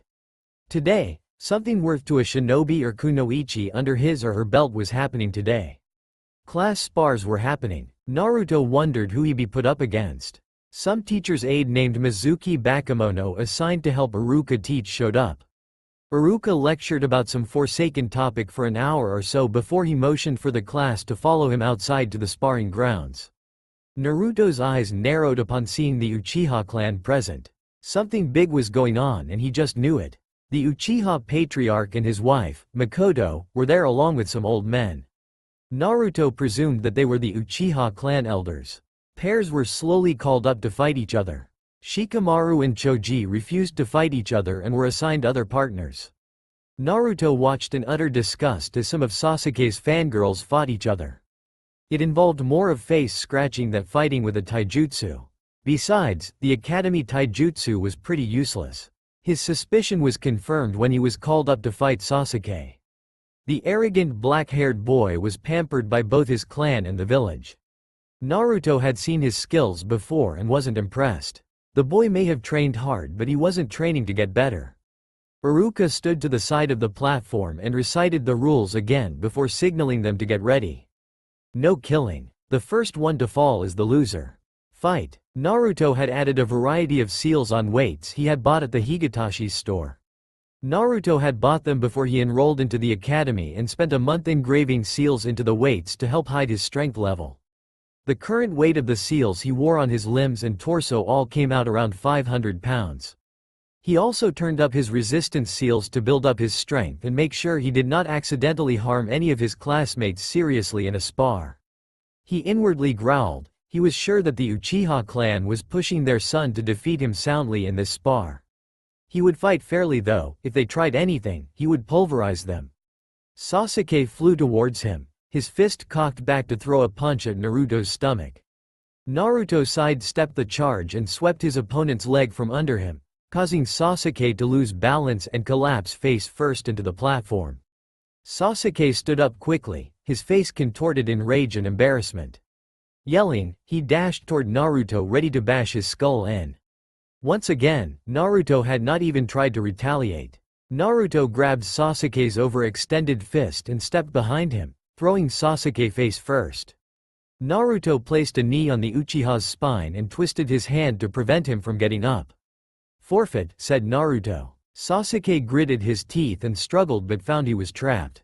"I forfeit." The Uchiha clan head and the elders left immediately after Sasuke gave up. Seeing that his father had left in disgust, he tried to redeem himself by using a Kaiden jutsu on Naruto. "Kaiden! Phoenix Fireball!" shouted Sasuke. He watched with a smug smile while Iruka and Naruto's friends stood there helpless. "Teme, you should never underestimate your opponents. It could kill you," said a voice inside the fireball. The fireball suddenly dissipated, revealing an unscathed Naruto. He grabbed the trembling Uchiha by the collar and pulled him to eye level. "Attacking a loyal Konoha shinobi is treason and you could be executed on the spot. It would do you good to remember that." Naruto dropped Sasuke and walked back into the school as Iruka waved everyone else back in while Makoto nursed Sasuke. She looked in the direction Naruto had left in and silently asked Kami to forgive her arrogant son. She took Sasuke home and returned to find Naruto and apologize. She found him eating with the sons of the Choshi-Ino trio, minus Ino, the son of the Insect clan, and the heir of the Inuzuka clan. "Naruto-san, I would like to apologize for my son. What he did was uncalled for," she said, bowing to Naruto. "Uchiha-san, you do not have to apologize. Your son just needs to learn he will not always win in a battle," said Naruto.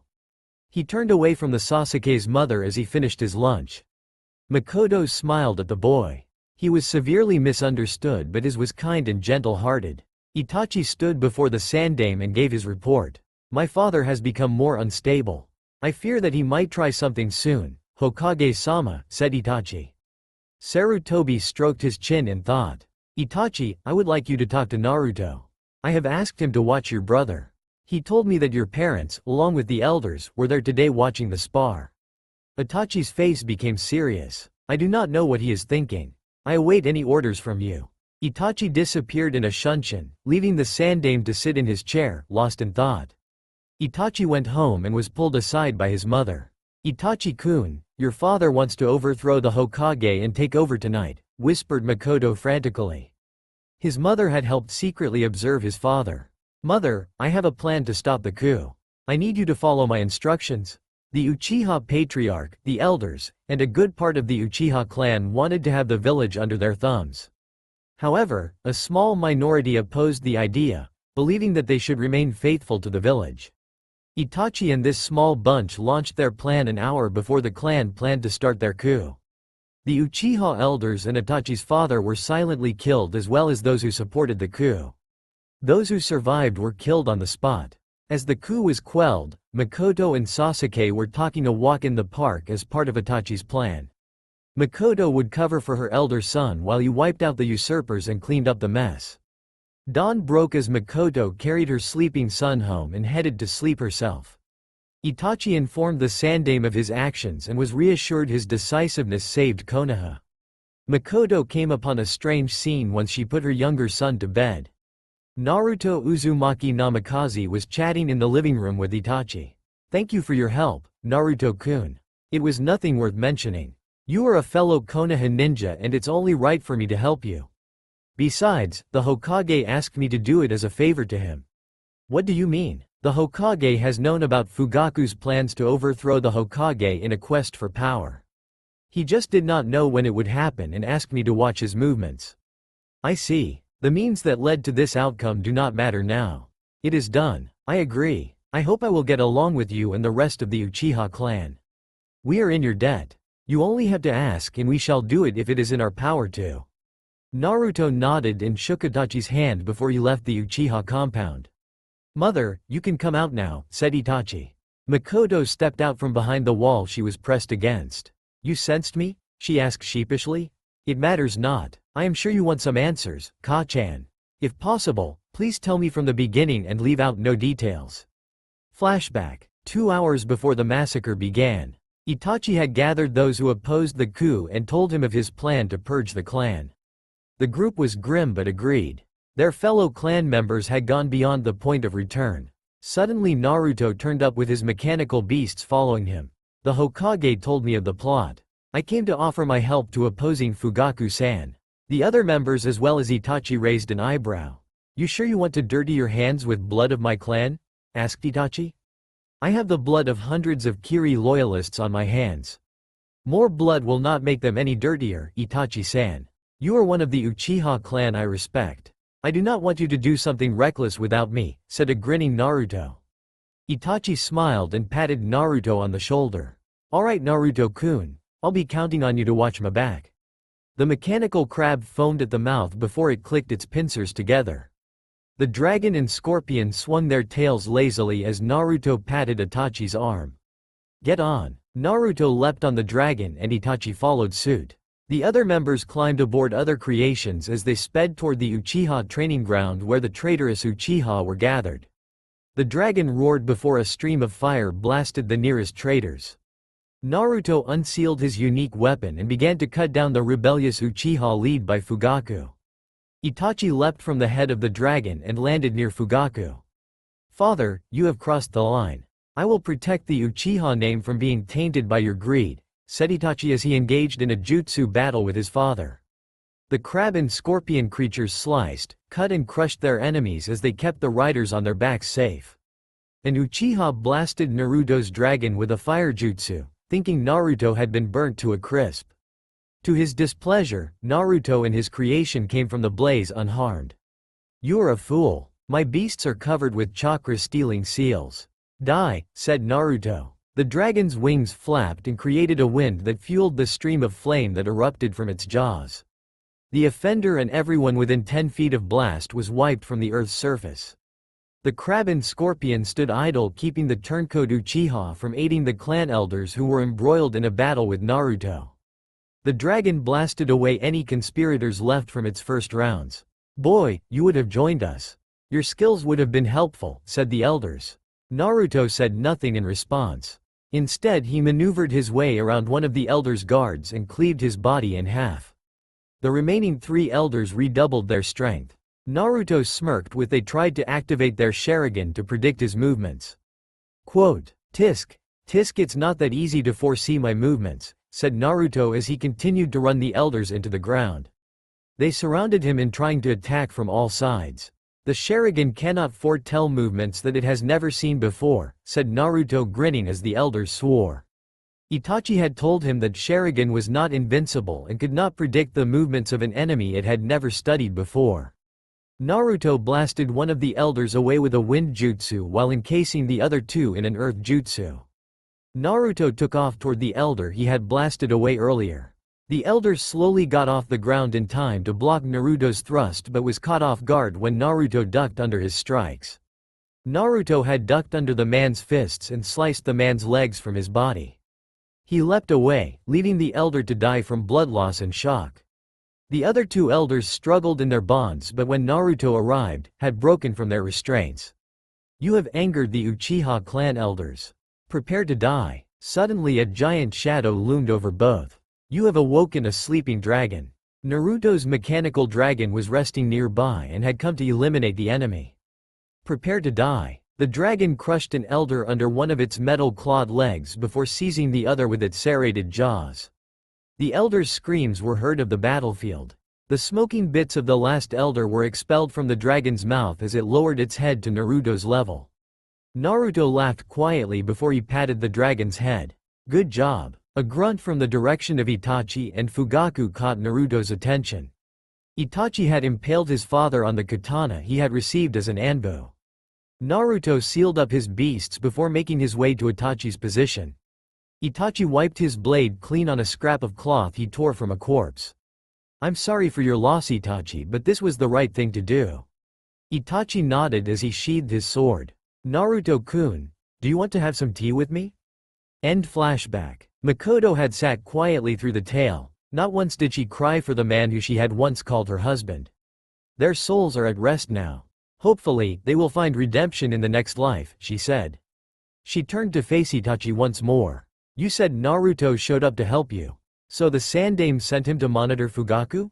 Yes. What level would you place him at, Tachi-kun? Itachi's face shadowed over as his eyes looked at something distant.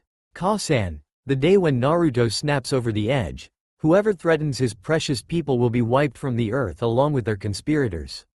His Fuiunjutsu makes him irreplaceable. He fought the clan elders and slaughtered them. All the traitors that approached him with blades drawn were reduced to dust by his mechanical beasts. The Sandaime and Jiraiya still don't know how they work, said Itachi. Makoto's eyes widened as she thought of Naruto.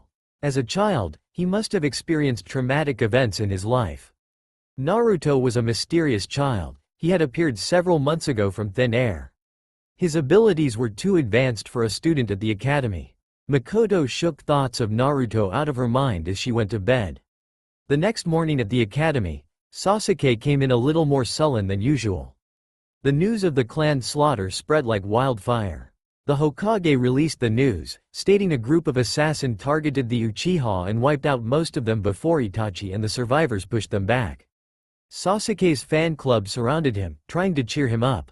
Surprisingly, to many of the students, Naruto went up to him and talked with him.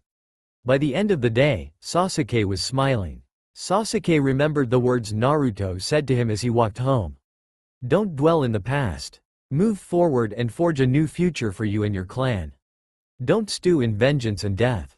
Look forward and conquer your darkness and strive for life and kindness. Naruto smiled to himself. One Uchiha saved is better than none at all. Makoto tailed Naruto as he left the academy, bent on finding who he really was. Naruto felt a foreign chakra signature behind him and walked around the village to throw off his stalker. He went into an old apartment complex and went into a random room before using the shunshin to get to his compound. Makoto lost him and thought he had hanged himself into something in the apartment complex. She searched high and low, realizing she had been tricked. Naruto sighed in relief as he entered his home and quickly made his way inside. He was now more cautious in leaving, checking his surroundings for people who might follow him. He had developed a teleportation seal in response to his stalker. He had gotten Anko's permission and put it in her apartment. Anko was thrilled because now she and her fiancé could spend more time together without being so cautious. Naruto-kun, said Anko as he materialized from the seal. She pulled him into a tight hug as he hugged her back. The past few months had been crazy. The mission, the Uchiha coup he helped put down, research to free his third fiancé from his seal. He had forgotten Anko during the crazy months. He and Anko cuddled in her apartment while she listened to his stories about the academy. Anko laughed as he talked about the fangirls that crowded Sasuke and screamed his praise on top of their lungs. Don't you have a fangirl too? That girl Hinata has been seen following you around. Naruto's head dropped as he suppressed a shiver. The girl was nice, but she was pretty creepy also. Don't remind me, he said. Don't worry, I'll protect you from your fan club, said Anko, pressing his face to his chest. Naruto's hair stood up on end. I have a fan club? Anko giggled. You do. Ever since you patented those anti-rape seals, the Kunoichi population has put your alter ego, Toruna Mizukai, has been hailed as a hero. And I kind of let it slip I was seeing their hero. Naruto paled as he visualized himself running from a crowd of smitten Kunoichi screaming his name. Anko watched Naruto overanalyze the situation. She laughed as his face contorted into horror. Relax, Naruto-kun, they don't know who you really are though. Naruto put on a mock-hurt face as he pretended to cry. You are so mean, Anko-chan. I won't tell you about a book I'm writing and you'll just have to wait. Anko perked up when he mentioned the word book. Come on Naruto-kun, I am sorry. Please tell me about it, begged Anko. Jiraiya had given Naruto a copy of his newest Icha Icha novel when he was in town. Naruto opened the book and handed it back, claiming he could write better. Jiraiya had challenged him to write a novel better than his. If he could not, he would proclaim in public that Jiraiya was the holiest of holy people for writing his smut. Naruto agreed and had been working on the book. His relationship with Anko had given him inspiration for the novel. Anko Proof read his chapters and gave him advice.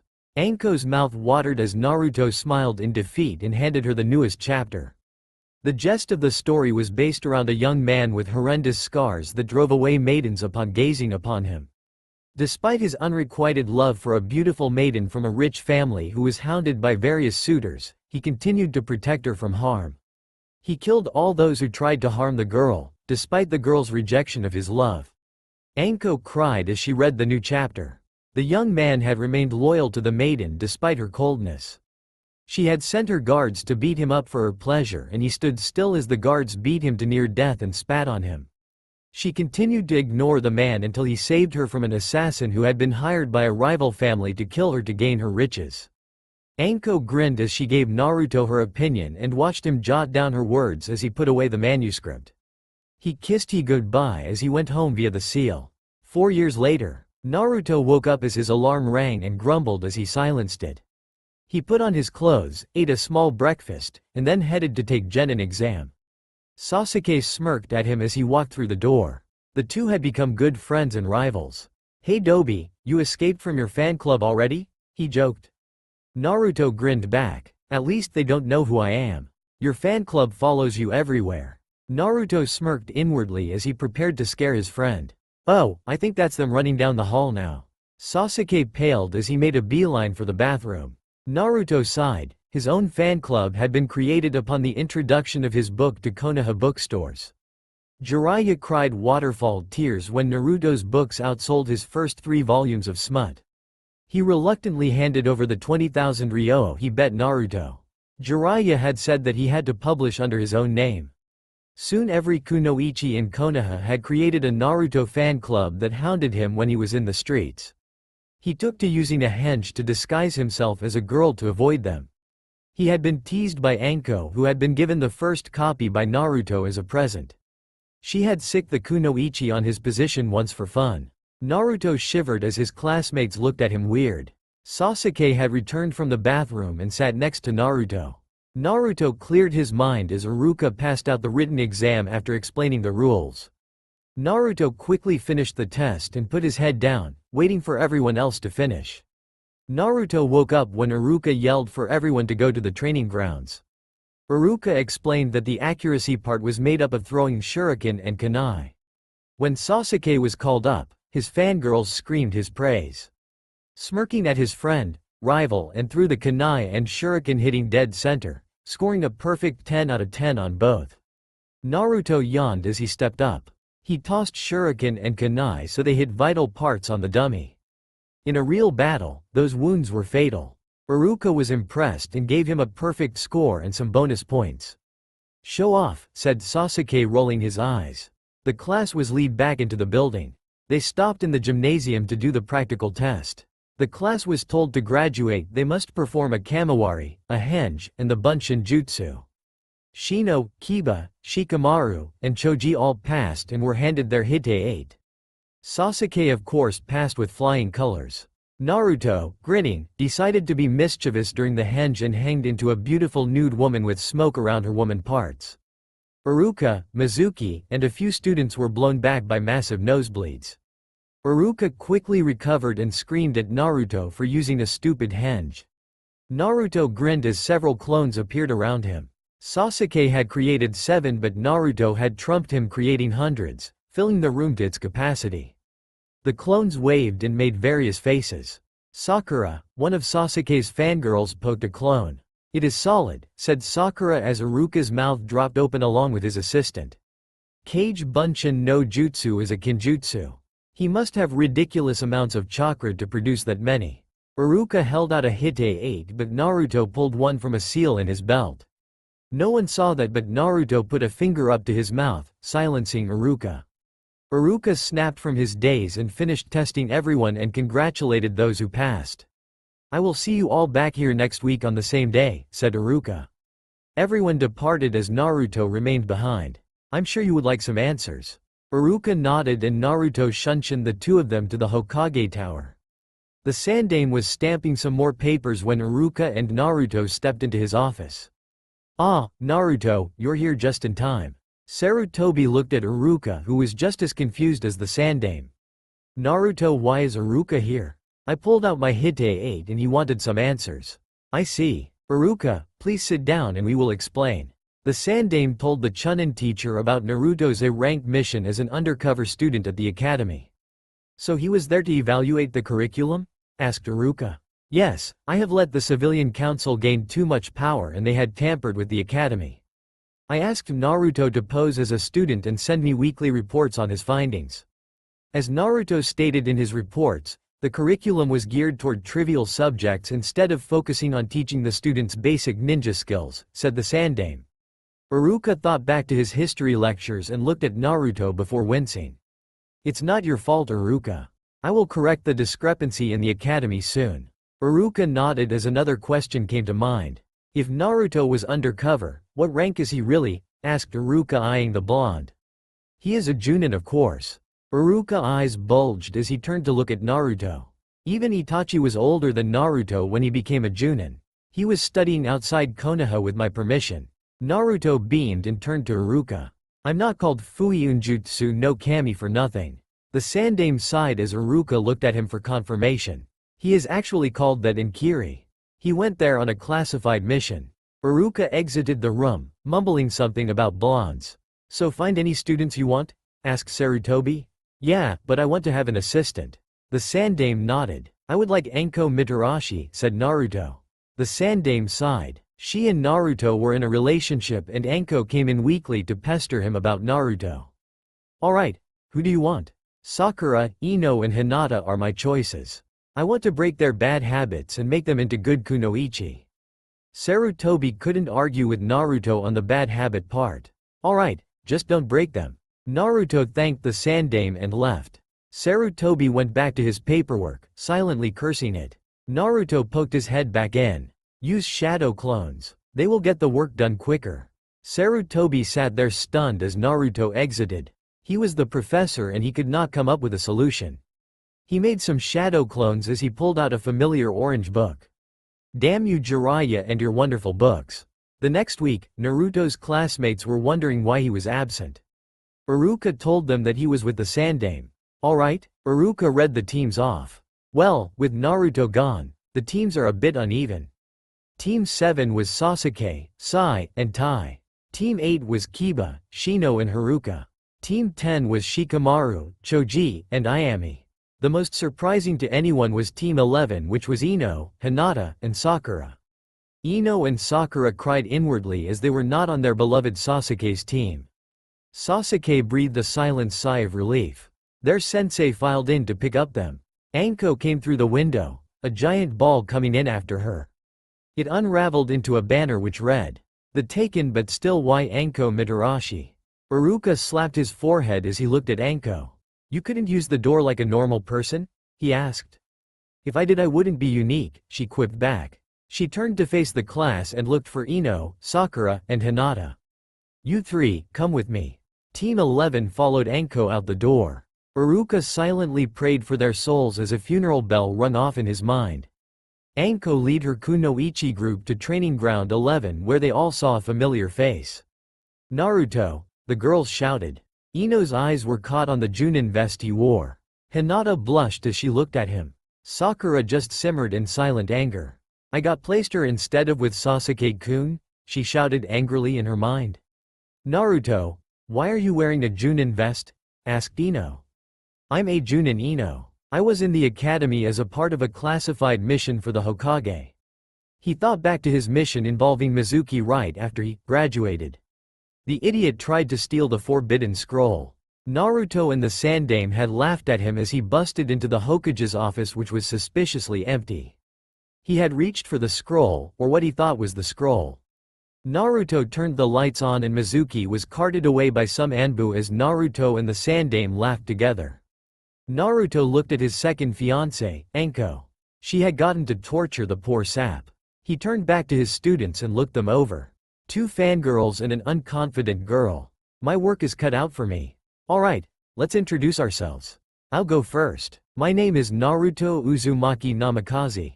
I like Anko-chan, ramen, dango, training, and spending time with Anko-chan. I dislike traitors, perverts, rapists, bigots, and people who can't let go of the past. My hobbies aren't important. My dream is to become the Hokage, he said. Anko beamed at her fiancé. My name is Anko Mitarashi. I like Naruto-kun, Dango, spending time with him, and working in IT with Ibiki. I dislike perverts, a certain traitorous snake, and not spending time with Naruto-kun. My hobby is training in the forest of death. My dream is to, you don't need to know. Ino and her teammates' sweat dropped. Anko pointed at Ino. My name is Ino Yamanaka. I like Sasuke-kun and flowers. I dislike forehead over here. My hobby is floral arrangement. My dream is become a psychiatrist and lead my clan. Naruto looked at her again. Well, she wasn't as bad as I thought she was. My name is Sakura Haruno. I like Sasuke-kun. I dislike Ino Pig. My hobbies, giggle. My dream, giggle. Anko and Naruto rolled their eyes. This girl is a hardcore fangirl. This will be good. Team 11 met at their training ground at 8. Anko was there with a large amount of kunai. Naruto had a giant scroll beside him, but the kunai were more intimidating. What are the kunai for? Asked Sakura. Anko grinned as Team 11's genin flinched. These kunai will help you gain faster reflexes. I suggest dodging now, said Anko. She began throwing kunai at Sakura, Ino, and Hinata. The three girls dodged to the best of their ability. Anko's diabolical laughs could be heard from the Hokage Tower, where Sarutobi's sweat dropped. I feel sorry for Naruto's students. An hour later, the three genin lay on the ground with multiple shallow cuts and bruises. I hope you all are warmed up. Chakra control exercises come next, said Anko in an amused tone. The girls slowly got up as Naruto slapped a piece of paper on their shoulders. They sighed and stood up straighter as their wounds were healed and chakra pools refilled. That should make them ready for you, Anko-chan. Anko kissed her fiancé and turned back to her charges. Naruto is going to demonstrate how to tree walk, so pay attention. I'll explain as he does it, said Anko. Naruto walked up the tree and back down as Anko explained how to channel chakra to their feet. Too little and you fall off. Too much will rocket you off. Oh, did I mention you will be doing this until your reserves are almost empty? Said Anko. 2 hours later, Sakura and her teammates were on the ground panting for air. Well, it looks like all of you have good control, but your reserves are too small. Every day for 2 hours, all three of you will be doing this exercise until your reserves are large enough to perform several high-rank jutsu. You will be training with Naruto-kun in half an hour, so just rest for now, said Anko smiling. She hopped into a tree and ate some dango she pulled from thin air. Naruto opened the scroll and released the contents. I want you all to try these weapons in your hands until you find one to your liking. When you do, you may keep it, said Naruto. Ino took a pair of butterfly swords. Sakura chose some gauntlets with studs on the knuckles. Hinata had chosen a strangely crafted bow staff. The three girls were worked into the ground, learning the skills they lacked. Ino learned how to properly use her butterfly swords and an arsenal of ninjutsu and genjutsu to complement her family's jutsu.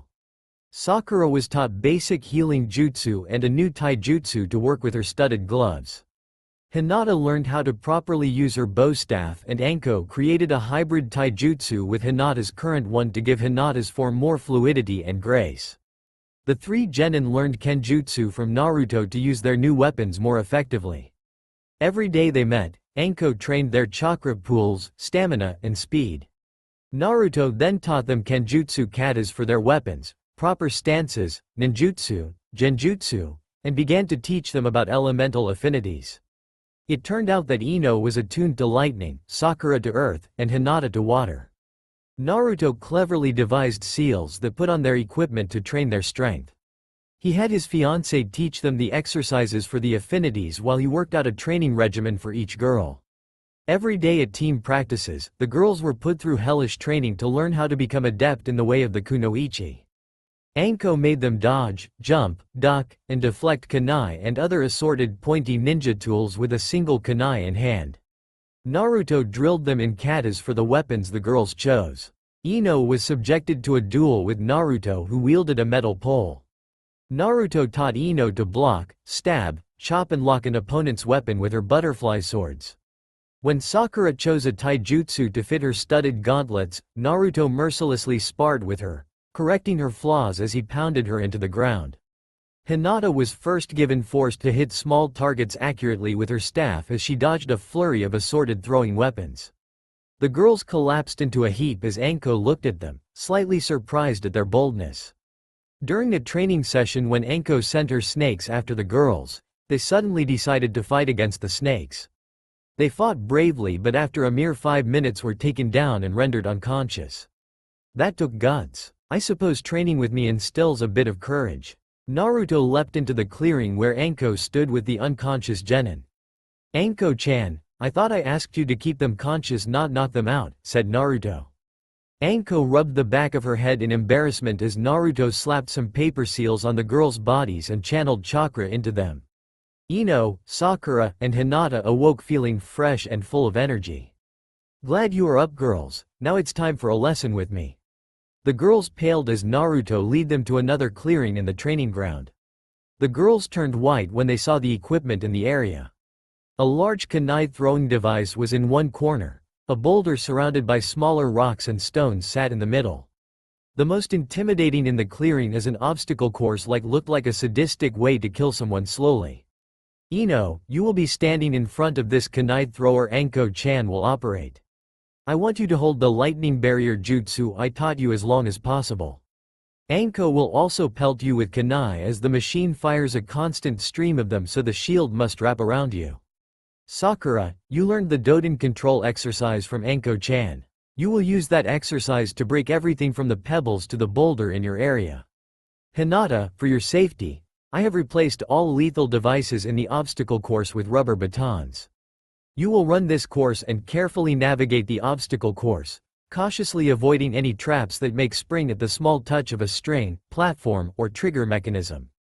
I want you to forget about the gentle fist as you pass through this course. Focus on moving swiftly instead with the stiff movements of your family style. The girls nodded as they began their tasks. Naruto had taught the girls some elemental jutsu to match their affinities. Ino learned the lightning barrier, Sakura the mud wall, and Hinata the water bullet. An hour later, Naruto came back to check on the clearing to see if the girls had progressed. The girls were on the ground, breathing hard. Naruto's sweat dropped as he healed the girls again. This is going to take a while. The Chunin exams are coming in 6 months. I'm positive they will be ready then. Meanwhile, Kurenai and Anko were sitting at a booth in Anko's favorite dango bar. Naruto had let their team go home early after training hard. Naruto went home to finish the reverse seal he had created to release Kyuubi from the seal. The Sandaime had been given a heads up from Naruto, and after Naruto explained he loved her and that she didn't attack Konoha willingly, he relented. Naruto and Anko had kissed and Anko headed to the dango bar to chill while Naruto performed 2 unsealing rites. An hour later, Kyuubi lay in Naruto's arms as they slept peacefully.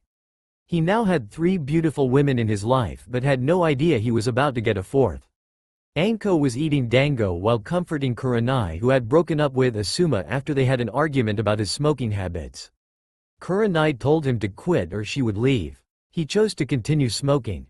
Kurenai loved Asuma but his smoking made being around him so unbearable. I can't believe he chose his smokes, sobbed Kurenai as Anko hugged her friend. Kurenai had drunk several bottles of sake to drown her sorrow and was very drunk. Kurenai, I'm sure you will find the right guy soon. Forget the bastard. Come on, let me take you home, said Anko, pulling on of Kurenai's arms over her shoulders as she threw some ryo on the table to pay for their meal. On the way to Kurenai's apartment, Anko felt Kurenai's slump onto her shoulder. Not wanting to let her wake up alone, Anko took her to the Namikaze compound. Naruto and Kyuubi had woken up and both raised an eyebrow as Anko half-carried half-dragged the black-haired Junin upstairs to Anko's room. Anko mouthed to Naruto that she would explain later. After tucking her friend in, she went to see her lover. She kissed Kyuubi on the cheek before kissing Naruto on the lips. So this is Kyuubi. Naruto has told me so much about you, said Anko, smiling at the red-haired beauty. Kyuubi had long red hair that reached the middle of her back. Blue slitted eyes smiled at Anko. A pair of red fox ears and a tail adorned her body. Her AHM assets were pronounced, threatening to burst the kimono she wore. Kyuubi kissed Anko on the cheek in return and grinned. I have heard and seen you through Naru-kun's eyes. It is a pleasure to meet you in person. Now to the question. Who is the woman you brought into the house and why? Asked Kyubi. Anko grinned and sat down next to Naruto, who had his arms around both girls. She is a friend of mine and the Junin sensei of Team 8. She had a bad breakup and she drank too much. I did not want her to wake up alone, said Anko sighing. Naruto gave Anko's shoulder a gentle squeeze. You did the right thing, Anko-hime, he said, kissing her lips. In private he called her Hime and it made Anko feel so happy. Kyubi nodded, seeing the logic in her fellow wife-to-be's actions. It's late, I'll start dinner. When Kurenai wakes up, bring her down to eat with us, said Naruto, moving into the kitchen. Kyubi followed him to help him out. Anko went to the bathroom and grabbed a hangover pill and a glass of water from the kitchen and headed to where Kurenai slept. Kurenai woke up, feeling better, but her head was pounding. I must have drunk too much, thought Kurenai in hindsight. Anko entered the room and handed her the pill and glass of water. Hey Kurenai-chan, the pill will stop the hangover, she said. Kurenai gulped the pill down and downed the glass of water. Her hangover immediately subsided. Where am I? She asked her friend. I didn't want you to wake up alone. You're in my bed in the Namikaze compound. Anko gave Kurenai a moment to process the information. Kurenai's eyes widened as she looked around the richly decorated room. Come on Kurenai, Naruto-kun asked if you want to eat dinner with us, said Anko, dragging her red-eyed friend to the dining room. Naruto was setting the table as Kyubi moved the food onto the table. He looked up and smiled as Kurenai entered with Anko. Ah, Kurenai-san, welcome to my humble home. Make yourself at home, don't hesitate to ask for anything. A friend of Anko's is a friend of mine. Please sit anywhere you like, he said, smiling at her. Kurenai felt her cheeks heat up as Anko and Kyubi got a glint in their eyes. Kurenai sat between Anko and Kyubi. Oh, I forgot to introduce you to Kyuhime. Kurenai, this is Kyubi. Kyuhime, this is Kurenai, the Junin sensei of Team 8. Kurenai stiffened at the mention of Kyubi. Don't worry, Kurenai-san. She's harmless unless you hurt someone she cares about. The Sandame already knows, said Anko. Kurenai calmed down a bit as she muttered itadakimasu and dug into her plate. Kurenai's eyes widened as she began to eat with gusto. Who made this? She asked. Kyubi and Anko pointed to Naruto as Kurenai's mind went a mile a minute. You cooked this, Naruto-kun? No offense, but I thought you only ate ramen, she said, slightly embarrassed. Anko inched closer to Kurenai until she was close to her ear. So it's Naruto-kun now? She asked, teasing her friend. Naruto watched, amused by Kurenai now red cheeks. I meant Naruto-san, she stuttered. It's already Kurenai-san. I don't mind. I learned to cook so I wouldn't have to eat ramen all the time. I can't grow if I eat only ramen, can I now? Kurenai nodded quickly to hide her red face. As the food disappeared, a second Naruto appeared from the kitchen and set down a large pie in the center of the table before dispelling. Naruto-kun's desserts are so good, said Anko, slightly drooling. Naruto cut everyone a generous piece and then served himself. Kurenai's mind started to shut down as she put a piece of the pie in her mouth. So good. I wish Asuma could cook like this and I didn't have to cook for us. Kurenai slapped herself mentally as she pulled feelings for the man who sat across from her. He is gentle, a great cook, a gentleman, and doesn't smoke, cares for his future wives, and put them first. What more could any women ask for? Anko laughed internally as she watched her friend debate with herself. You know Kurenai-chan, Naruto-kun is under CRA and he still needs a few more women, Anko said aloud.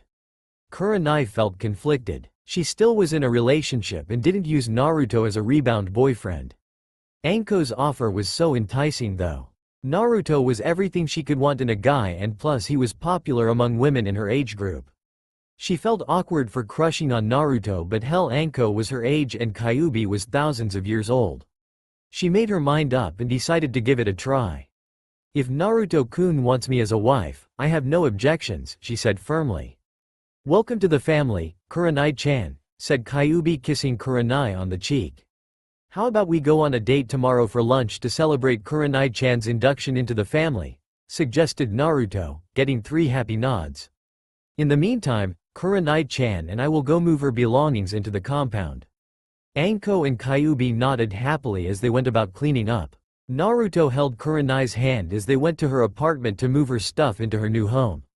Kurenai unlocked her apartment door and Naruto created an army of clones to gather her belongings up. In 5 minutes, her apartment was bare and they exited and she handed in her apartment keys and cancelled her contract. They left her apartment and headed for Naruto's home. That evening Kurenai settled in and her fellow girls showed her around the compound. An hour, the girls were relaxing in the onsen that was in the back of the main house. "This is so relaxing," said Kurenai as she soaked with Anko and Kyubi.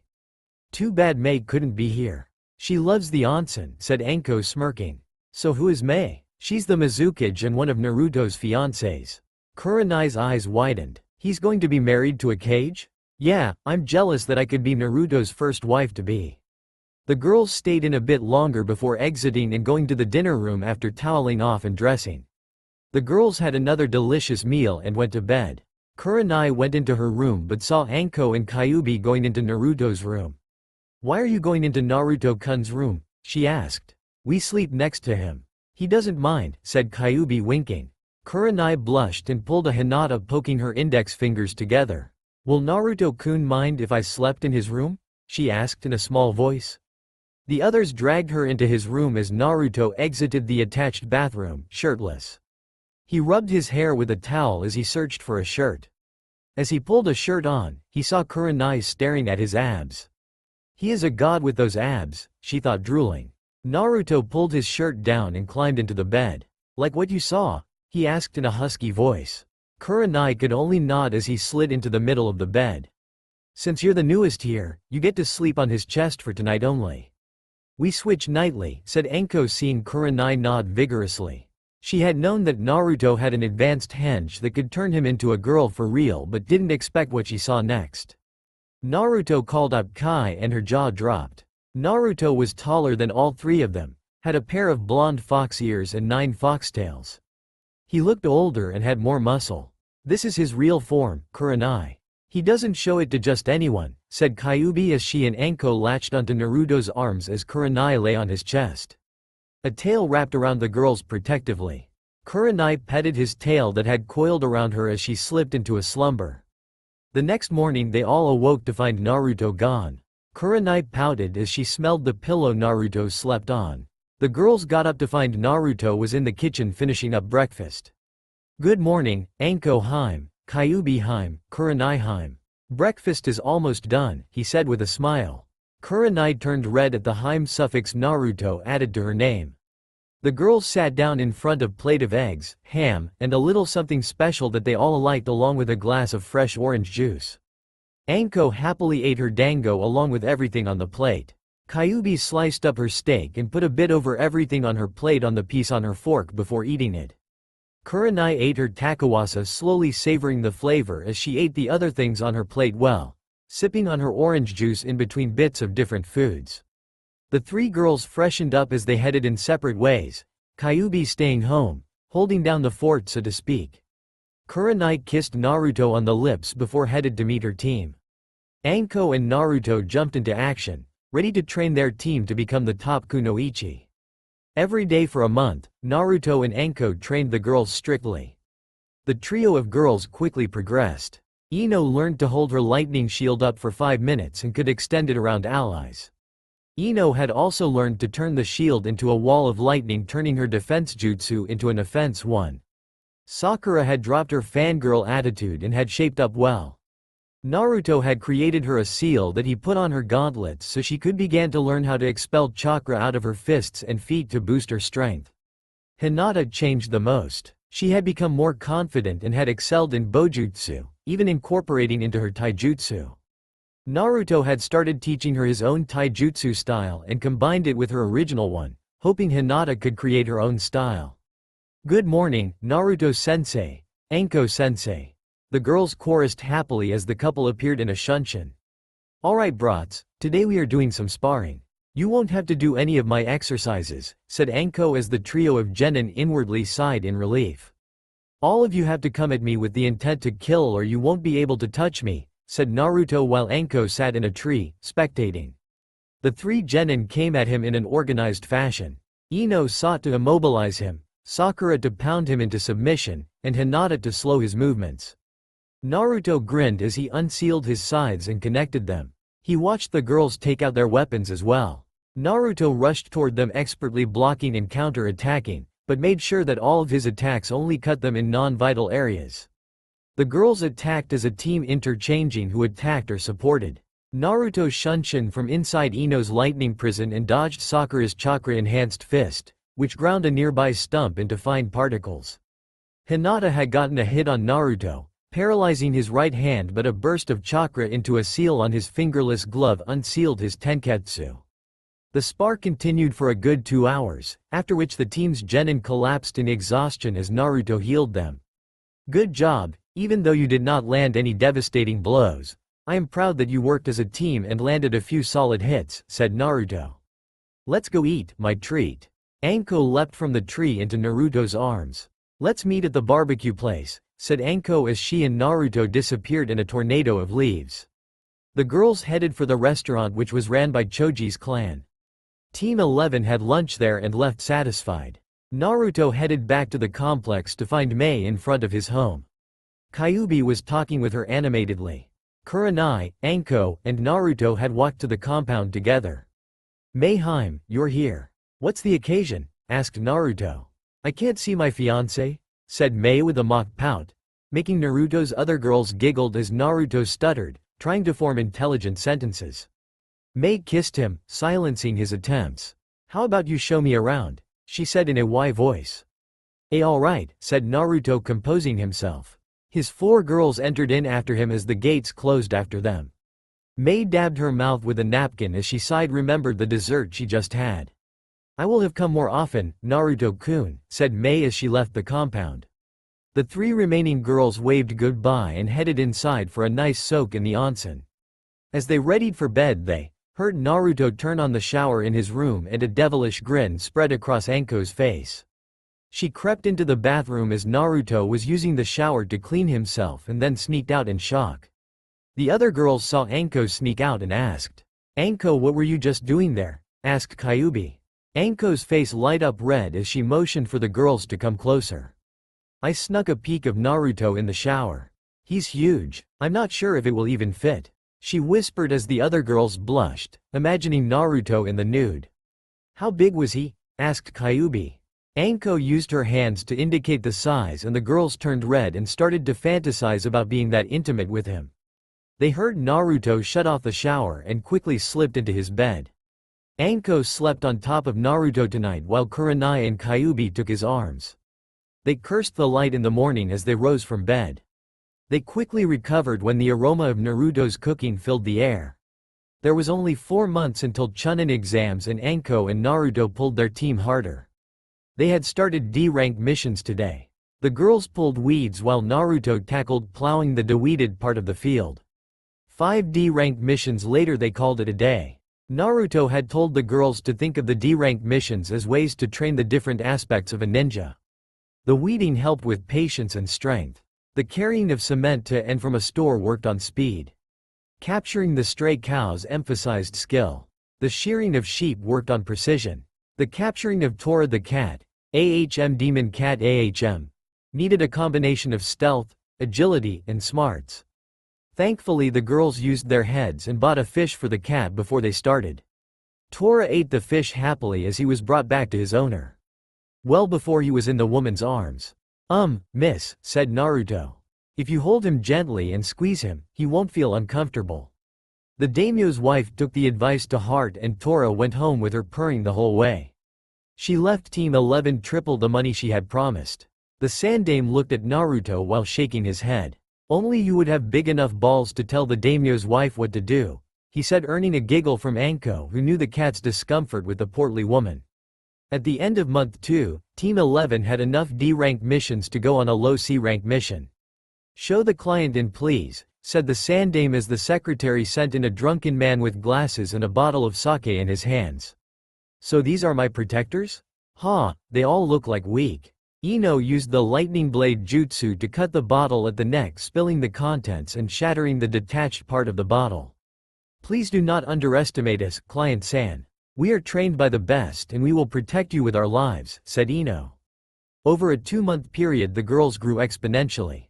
Ino had learned 10 D and C rank lightning jutsu, Sakura had accumulated C-rank 10 Earth Jutsu, and Hinata also learned 10 C-rank Water Jutsu. Naruto never played favorites and taught each girl the same amount of jutsu. Alright then, my name is Tsunade the Super Bridge Builder. I'm trying to build a bridge and I want you to protect me, he said. Naruto turned to his genin students. I would like you bring supplies for a month. If you dismiss my words, you will regret it, not me, said Naruto. We'll meet at the south gate. The Junin of Team 11 went back home to pack for the mission. 10 minutes later, they all met again with Tsunade at gate 11.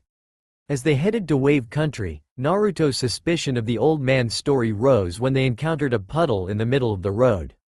The genin's observation skills had increased under Anko's ruthless instruction. 2 chakra signatures under the puddle, whispered Hinata. Ino readied the lightning prison while Sakura readied to create mud wall to prevent their enemy from escaping. Naruto approached the puddle as 2 men wearing gas masks appeared and seemingly killed him. Even with one of their sensei seemingly dead, Team 11 quickly moved into gear. The 2 men rushed Tsunade only to find themselves blocked by a wall of mud. Before they could react, a bubble of lightning engulfed the duo, preventing them from moving. Hinata moved in swiftly, filling the prison with water from her canteen to wet the inside of the prison, shocking the duo into blissful unconsciousness. Naruto emerged from the trees and quickly tied them up and signaled Anbu to pick them up. Slapping the unconscious men back into the world of the living, he unsheathed a kunai and plunged it into the arm of one of the men. Who sent you and why? Naruto growled, channeling chakra into his eyes, turning them into red slits. We were paid to kill Tsunade, said the unharmed one.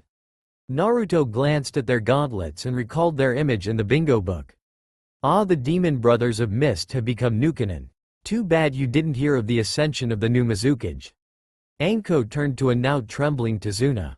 You said you needed protection. You didn't say that Nukenin were after you, said Anko, causing the bespectacled man to almost wet himself. Wave is being pillaged by Gato and we are too poor to afford the mission pay for a higher rank, said Tsunade shakily. Gato as in the businessman Gato? Asked Naruto. Yes, he pretends to be a legit business owner, but he really is a tyrant who uses bandits and other hired muscle to take over Wave's trading posts and docks. He's ruined our economy and killed anyone who's tried to revolt. Naruto nodded and turned to his students. It is up to you 3 if you want to continue the mission. If not, Anko and I will do it ourselves and Anbu will escort you home. Hinata spoke up first. We can't let a bully push around helpless people. We are ninja and we should help the weak, said Hinata confidently. Ino and Sakura nodded in agreement. Alright then, Tsunade, we will overlook the pay until Wave recovers from this tyranny. We will help Wave rid itself of this parasite, said Naruto. Lead the way to the bridge, Tsunade-san. About 3/4 of the way to Tsunade's worksite, Naruto hears tussling from a bush. Tossing a kunai into the brush, he sees a white rabbit jump out. Naruto pulls Tsunade down as Anko pulls herself and their genin to the ground as a large Zanbato lodges itself into a tree mere inches from where Tsunade stood. A large man with white bandage around his mouth and nose appeared and pulled out the Zanbato from the tree. Hand over the bridge builder and you'll all live another day, said the man shouldering the massive blade. Zabuza Momochi, the demon of bloody mist. Junin rank and is a Nukenin. You attempted to kill the Mizukage in a failed coup. It's impressive for one of the 7 swordsmen of mist, but not good enough. I'm sure you've heard of me, Zabuza-san, and my fiancé, said Naruto, unsealing his signature weapon. Ah, Anko Mitarashi, I know you, but this small boy is your fiancé. You surely have a bad choice in men, said Zabuza until he looked at the double-sided scythe staff Naruto held. You're the Fuiunjutsu god of Konoha. I'm surprised, though I thought you were taller. Never mind that, hand over the old man, said Zabuza. Ino, Sakura, and Hinata, guard the old man please. We'll deal with this supposed demon, said Naruto, earning a glare from Zabuza. Alright brat, let's go. I'm not taking trash talk from a punk like you, said Zabuza as he jumped back and created a thick mist. The mist obscured all vision as Zabuza's voice rang through the thick mist. Heart, liver, spleen, lungs, brain, jugular, kidneys, and head are the 8 points of death. What should I choose? Came an eerie voice. Fuuten. Great wind breakthrough, shouted Naruto as the mist was dissipated. Naruto saw 3 Zabuza clones but knew they weren't real. Fuuten. Windcutter. Naruto had cut the copies and dispelled them, forcing Zabuza to come out. Zabuza swung his blade down as Naruto parried at the side, causing the Nukenin to jump back. Naruto blasted the Zanbato with a compressed ball of wind, causing Zabuza's sword arm to throw him off balance. Seeing an opening, Anko used her hidden snake hands technique to bind the Nukenin as Naruto slapped a chakra sealing array on the man. Naruto then put another seal array on Zabuza, immobilizing him. Naruto sealed the massive blade into a scroll and shouldered the taller man. "How about you come on out now," said Naruto as a hunterman with insignia denoting his loyalty to Mist stepped out from the trees. "Thank you capturing Zabuza. I have tracked him for days," said a feminine voice behind the blank mask. "Normally I would hand him over, but you are not a real hunterman, Ninja-san." The Mist insignia for hunterman changed with the new Mizukage, who happens to be my fiancé as well, said Naruto as Zabuza's eyes widened. The hunterman gave no indication of his surprise, but behind the mask, Zabuza's apprentice was sweating. "If you abandon whoever employed you, I will put in a good word with the Mizukage. I'm sure she is willing to take you back as a mist ninja." Zabuza's mind ran miles per minute. He wouldn't have to dodge hunterman for the rest of his natural life. "Gaki, give me until tomorrow to answer," said Zabuza. The 2 former mist ninja left after Naruto took off the seals. That night Naruto was out enjoying nature when the fake hunterman approached him under the guise of picking herbs. "Ninja-san, what can I do for you?" asked Naruto. "My name is Haku and I have a message from Zabuza for you. Gato will die at the bridge tomorrow," said Haku. "I see that my offer was taken. My name is Naruto by the way," said Naruto. "Gato plans on betraying us. We heard him say it while he was drunk." Naruto nodded. "Haku-chan, tell him to bring in his army of thugs to the bridge," he said. "I'm a boy, Naruto-san." Naruto's sweat dropped. He dresses pretty girly for a boy. "Tell Zabuza that he keeps his end of the bargain, I'll keep mine." Haku nodded and walked away in the forest, only to turn around to ask Naruto another question. "Do you have precious people, Naruto-san?" Haku asked. "I do, Haku-san, and I would give my life for them." "I see. That is what makes you strong, Naruto-san," said Haku before disappearing into the forest.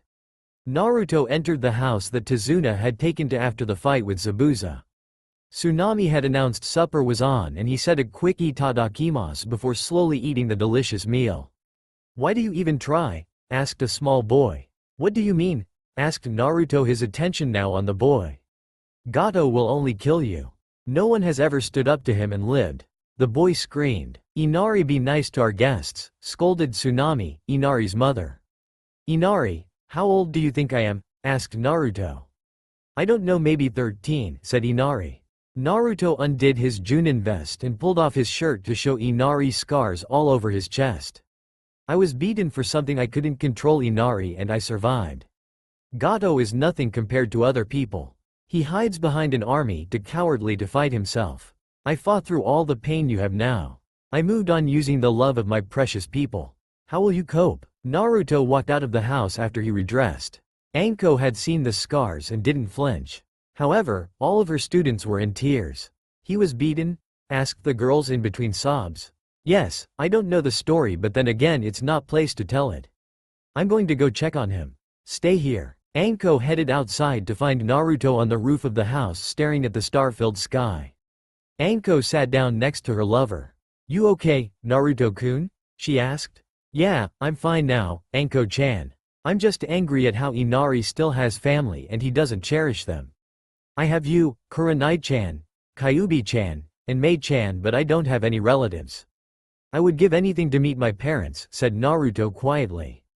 Anko hugged her fiancé tightly as they looked at the stars before turning in for the night. The morning started with a scream that woke both Junin. Naruto crept down the stairs to find 2 thugs holding Inari hostage. "Gato needs a hostage, but one will suffice," said a thug. Before he could unsheath his sword, the man's head had leapt off his shoulders into the arms of his partner, who dropped the head in fear as he felt cold metal pressed to his throat. "Where's Gato now?" growled out Naruto as Anko ran to the bridge at neck-breaking speed. "He's close to the bridge. There is nothing." The man's head joined his partner's on the floor. Sorry for the mess, said Naruto as he burned the corpses with a Kaiden jutsu.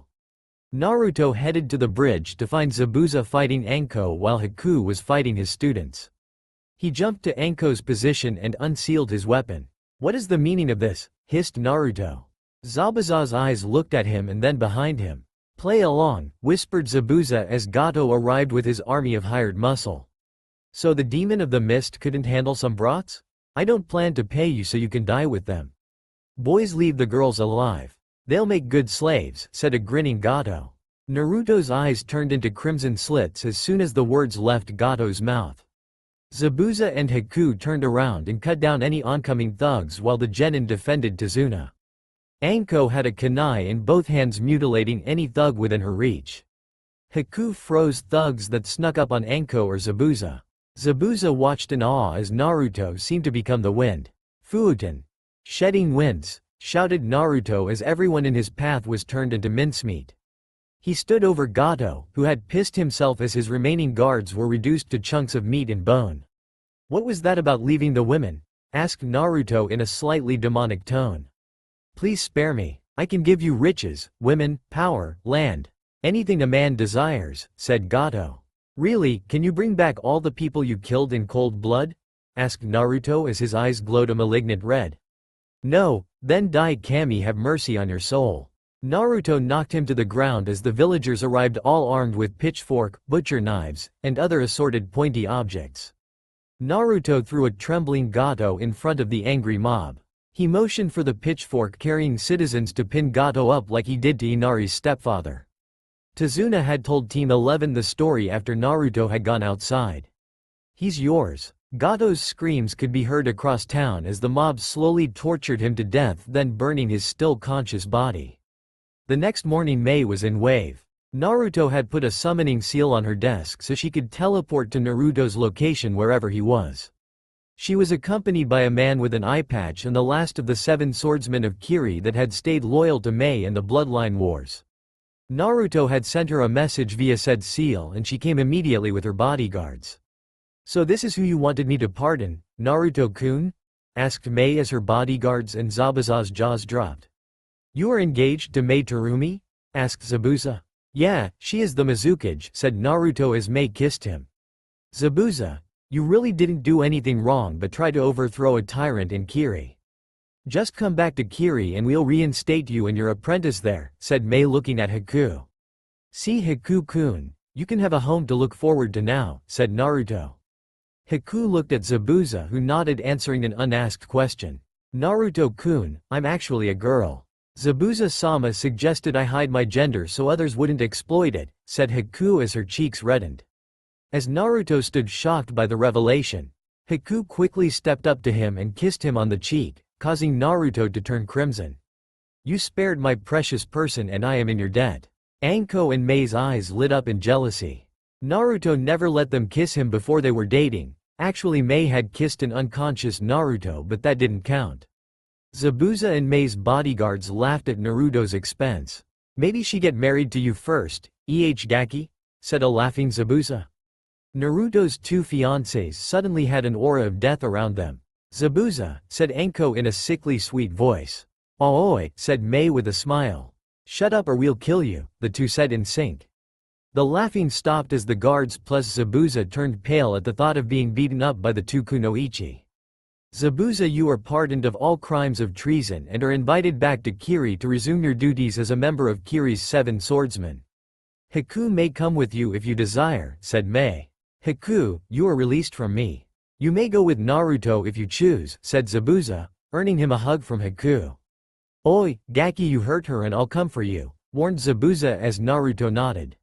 Mei headed back to Kiri with Zabuza in tow after kissing Naruto one more time. The day, Naruto created an army of shadow clones to help Tsunade finish the bridge with his workers. As Team 11 left with Haku in tow, all of Wave's citizens came to see them off. As they disappeared from sight, Tsunade wondered out loud. What should we name this bridge? He asked. The Great Naruto Bridge, said Inari as his eyes lit up. The crowd roared in approval. Team 11 arrived home a day later and the Izumi and Hagane grinned at Naruto's return. I see you got another woman in tow. What's your name, beauty? asked Izumi. Haku looked at him with cold eyes. My name is none of your concern. I am Naruto's girl, said Haku, hugging Naruto's arm, putting on a mock scared face as she told Naruto that he was hitting on her.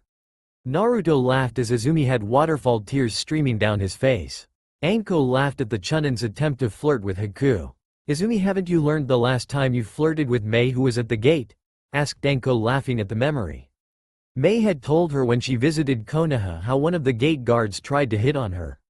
Izumi froze and then an aura of depression surrounded him. Naruto, you lucky dog, she was so hot too, muttered Izumi as he made marks in the ground with his fingers. Somewhere, a funeral bell rang for Izumi. We gathered today to mourn for Izumi's loss, said a group of Chunin. Well, we can't waste any time. The Hokage is expecting us, said Naruto as he and his team ran to the tower, with Haku following. Sarutobi sat at his desk surrounded by 3 shadow clones who read all the paperwork as he read his favorite student's book of smut. Naruto entered with his team, causing Sarutobi to quickly hide his book in a hidden drawer. Naruto laughed as Sarutobi quickly composed himself and looked at Naruto and Anko. Anko had an amused look across her face and Naruto shook his head with a smile. Gigi, you thought we were your secretary? Asked Naruto as Sarutobi paled and nodded. His secretary would burn any of the orange books she saw. Team 11 back from mission and reporting for duty, said Naruto. Sarutobi saw Haku and decided Naruto had an explanation and dismissed the genin. Who is this beautiful girl you have with you, Naruto? Asked the Sandame. Her name is Haku and she wants to become a medical ninja for Konoha, said Naruto. He retold Hiruzen the entire story as the old Hokage listened. So you're an orphan from Kiri. Do you have any dujutsu or anything similar? Asked the Sandame. Haku formed ice senbon between her fingers and handed them to the Sandame. I see you have the Hyouten bloodline. The last clan I heard of having a similar ability was Kiri's Yuki clan, but they're gone now, said Hiruzen sadly. So you are Naruto's new fiancé? Haku only nodded as she hugged Naruto's arm. Well, here's your Hite 8. Welcome to Konoha, Haku. I'll have someone from the hospital train you in the arts of medical jutsu, said Sarutobi. What rank is she roughly? A Chunin, old man, said Anko. Sarutobi grabbed a Chunin vest from a locker in the corner of the room and tossed it to Haku. Congratulations, Haku, you are promoted to Chunin. The 3 bowed and left as the Sandame pulled out the orange book. Naruto, Anko, and Haku entered Naruto's compound as Haku looked around in awe. You live in this place? Asked a stunned Haku. Yeah, the place is huge. I'm sure Kurheim, Qheim, and Ankoheim will show you around, said Naruto as they entered the mansion. Welcome back, said Kyuubi and Kurenai, taking turns kissing their man.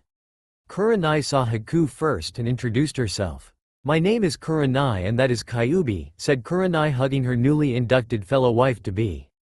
Kyuubi kissed Haku on the cheek and grabbed her hand, dragging her through the house. Kurenai followed behind them as Anko lay down on Naruto's bed as Naruto gave her the best massage she ever felt. The other girls finished up giving Haku the tour and went into Naruto's room where Anko was moaning from the almost erotic massage that Naruto gave Anko.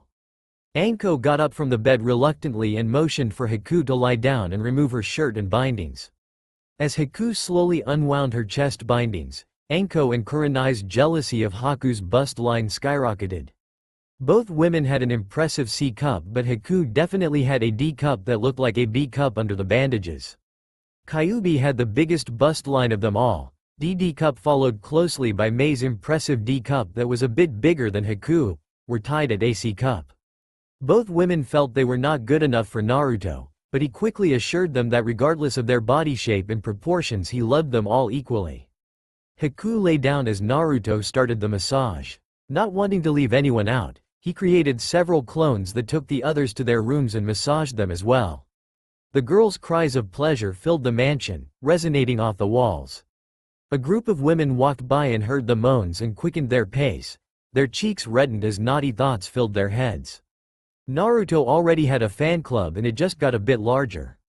When they all came down from their massage-induced states, the girls all went on a date with Naruto, taking him on a shopping trip with them to find some new clothes for Haku.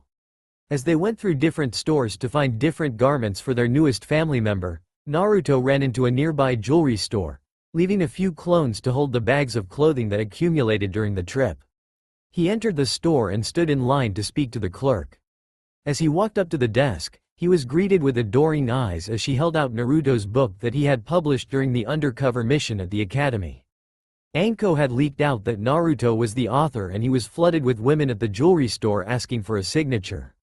After he finished, he asked the clerk about custom jewelry pieces. She led him to the back where he spoke to the artisan who did custom orders. After giving him his orders and specifications, Naruto paid the man in advance and was told to come back in a few days. Naruto exited the store and caught up to the girls and was dragged into a lingerie store. The women around him giggled at his crimson cheeks as he was forced to give an opinion on intimate wear the girls chose for Haku. As he paid for the clothes and they left, the council was in disorder. "The demon shouldn't be allowed to have wives," shouted the civilian council as the shinobi council shouted back at them. "He is the son of the Yondaime and you abused him. Now he is no longer under your power and you revert back to your old ways," shouted Hiyashi. "I don't see you trying to help me out," retorted the councilman as Hiyashi hung his head in shame for his past transgressions. "Enough. Haku agreed to be his wife so it is settled," shouted the Hokage, blasting the civilian council with ki. "The demon should surrender the new girl to Sasuke-kun so he can rebuild his clan," said a fat merchant. He didn't have time to recant as his head left his body and tumbled onto the table, causing the civilian council to regurgitate their lunches on the ground.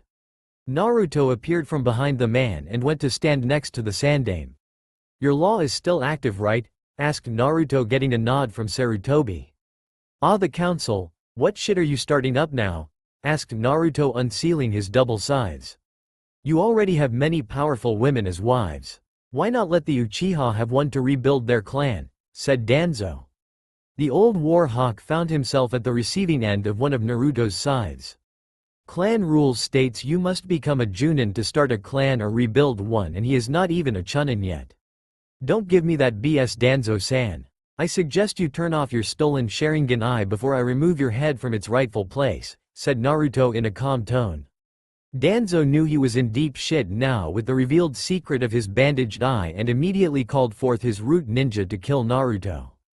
His look of satisfaction became a look of horror when he found all of his root bodyguards killed, pinned to the wall with spears of ice. "Haku-chan is not the only one who can use Hyouten. I also have mastered Hyouten thanks to Haku-chan's tutelage. Your schemes are uncovered and your route is finished. I'm sure you remember your best agent Sai. Well, Gigi here has got reports from him. As of now your attempts in the past and present to kill me end now. Died traitor." With that, Naruto channeled chakra into his scythes and cut off Danzo's injured arm. Danzo cursed as he unsheathed the hidden blade from his cane and charged Naruto, who fought him off. "I should have been Hokage instead of Sarutobi. He's too soft. You should have been killed at day one," spat Danzo venomously. "Watch where you spat, traitor. Your saliva might be as potent as your words," joked Naruto. Danzo blasted him with a wind jutsu only to find Naruto was gone. Danzo tried to turn around but found he was unable to move. "I'm not a Fuiunjutsu master for nothing. Fuiunjutsu. Bloodline Destroyer." Danzo's one surviving Sharingan eye and cells from the first Hokage in his body were destroyed. "Anbu, take this traitor away and lock him up. I want him prepared for execution tomorrow morning," said the Sandaime, looking at Danzo with cold eyes. "Yes sir." The Anbu carried and immobilized Danzo to Anbu prison. Naruto unsealed a scroll and tossed it to the Hokage. "Found this on a root ninja I killed a few moments ago," said Naruto. The Sandaime's face grew red with rage as his hands shook. "I want him executed tonight instead." The remaining Anbu moved into action. "Foolish student, you will die this time for sure, Orochimaru." With Danzo dead, Anbu found the root base with Sai's assistance as he was a former member. They salvaged the place before destroying it. Danzo had been communicating with Orochimaru, who was now plotting somewhere in Rice Country to destroy Konoha. Danzo had come into an agreement with Orochimaru stating that if he could become the new Hokage, he would allow Orochimaru people to experiment on, starting with Naruto. Hiruzen had called back Jiraiya and asked him to take Naruto with him to find Tsunade. Naruto was met at the gate by his 4 Tsun wives and each kissed him goodbye before he embarked on a journey with Jiraiya. As the two embarked towards Tsunade's last known location, Jiraiya struck up a conversation with Naruto. "Hey Naruto, how about learning one of your father's greatest creations?" asked Jiraiya. "Which one?" asked Naruto, spiking Jiraiya's interest. "How about learning the Rasengan Naruto? It was one of his best techniques," said Jiraiya. He formed a sphere of chakra in his palm and hit a rock with the Rasengan, showing Naruto its destructive powers. There are 3 stages to learning this: rotation, power, and shape manipulation. Jiraiya tossed Naruto a water-filled balloon. Jiraiya began to explain to Naruto that he had to rotate the water inside when he heard a pop. "It's supposed to explode, right Arrow Sennin?" asked Naruto. "Don't call me that. Here, the next state is power. Pop this rubber ball the same way as you did with the balloon." Jiraiya tossed Naruto a rubber ball and watched in fascination as Naruto made the rubber ball explode violently. Jiraiya then handed Naruto a flat balloon. The key here is to combine the first 2 stages together but hold it in a spherical shape. As they entered Tanzuka village, Naruto continued to work on the last part of the Rasengan. "Naruto, I'm going to have a look around, so here's some money for a room at the hotel ahead of us." "Ask for room number 45, said Jiraiya as he went off in a different direction. He's probably going to go have fun or peek. Naruto entered the hotel and did what Jiraiya had asked of him, booking room 45. Naruto threw his stuff onto one of the beds before he sat on the floor and spread out some of the work he brought to keep him busy. He was working on a seal that blocked any dujutsu from working if it was pointed at Naruto. He finished it and quickly cut himself with a kunai and mixed the drop of blood into the sealing ink he brought. He drew the seal onto his skin, on his left forearm. An hour later, Naruto heard a loud knock. Assuming Jiraiya had come back from his drunken debauchery, he opened the door, but instead of the Sennin, 2 men with straw hats and a cloak with red clouds on it stood in front of Naruto. "Naruto-kun, I'm afraid you will have to come with us," said the taller of the 2 men. "So you're Itachi. I assume Sushi over there is Kisame," said Naruto, getting a growl from the Sharkman. "That's right. Itachi, can I cut his legs off? He doesn't need them to live," said Kisame. Naruto's eyes narrowed as he quickly unsealed his staff and jumped out the window. The 2 men quickly followed suit. Naruto ran to the back of the hotel where it was deserted. "Alright, since you 2 seem to be up to no good, you have to kill me first," said Naruto, twirling his scythe staff. Fuiun Jutsu, paralyzing seal. Kisame found he was unable to use his arms to wield his sword. He decided to let Itachi handle this one. "Don't make me use force," said Itachi, turning on his Sharingan. "Ah, so you have the Mangekyo Sharingan. Let's see if my Fuiun Jutsu is sufficient," said Naruto. Itachi didn't show any outward emotion, but inside he was panicking. "I can't see him at all. It is as if Naruto has disappeared from sight. I'm still here. Let's see you try to hit what you can't see." "Tsukuyomi," said Itachi in a calm tone. He then suddenly clenched his eyes shut as blood seeped from the corners of his sockets. "The seal I have on counters any attempts by any dujutsu user to see me while their dujutsu is active. It casts a blinding light that burns the retina. Prolonged exposure will cause permanent blindness," explained Naruto. Itachi leapt to Kisame's location and grabbed a hold of him. "We are clearly outclassed, Kisame. We must retreat for now." With that, the 2 disappeared. Jiraiya appeared shortly after their disappearance. "Oh, you decide to show up after they left," said Naruto sarcastically. "Sorry about that, Naruto, but I found Tsunade.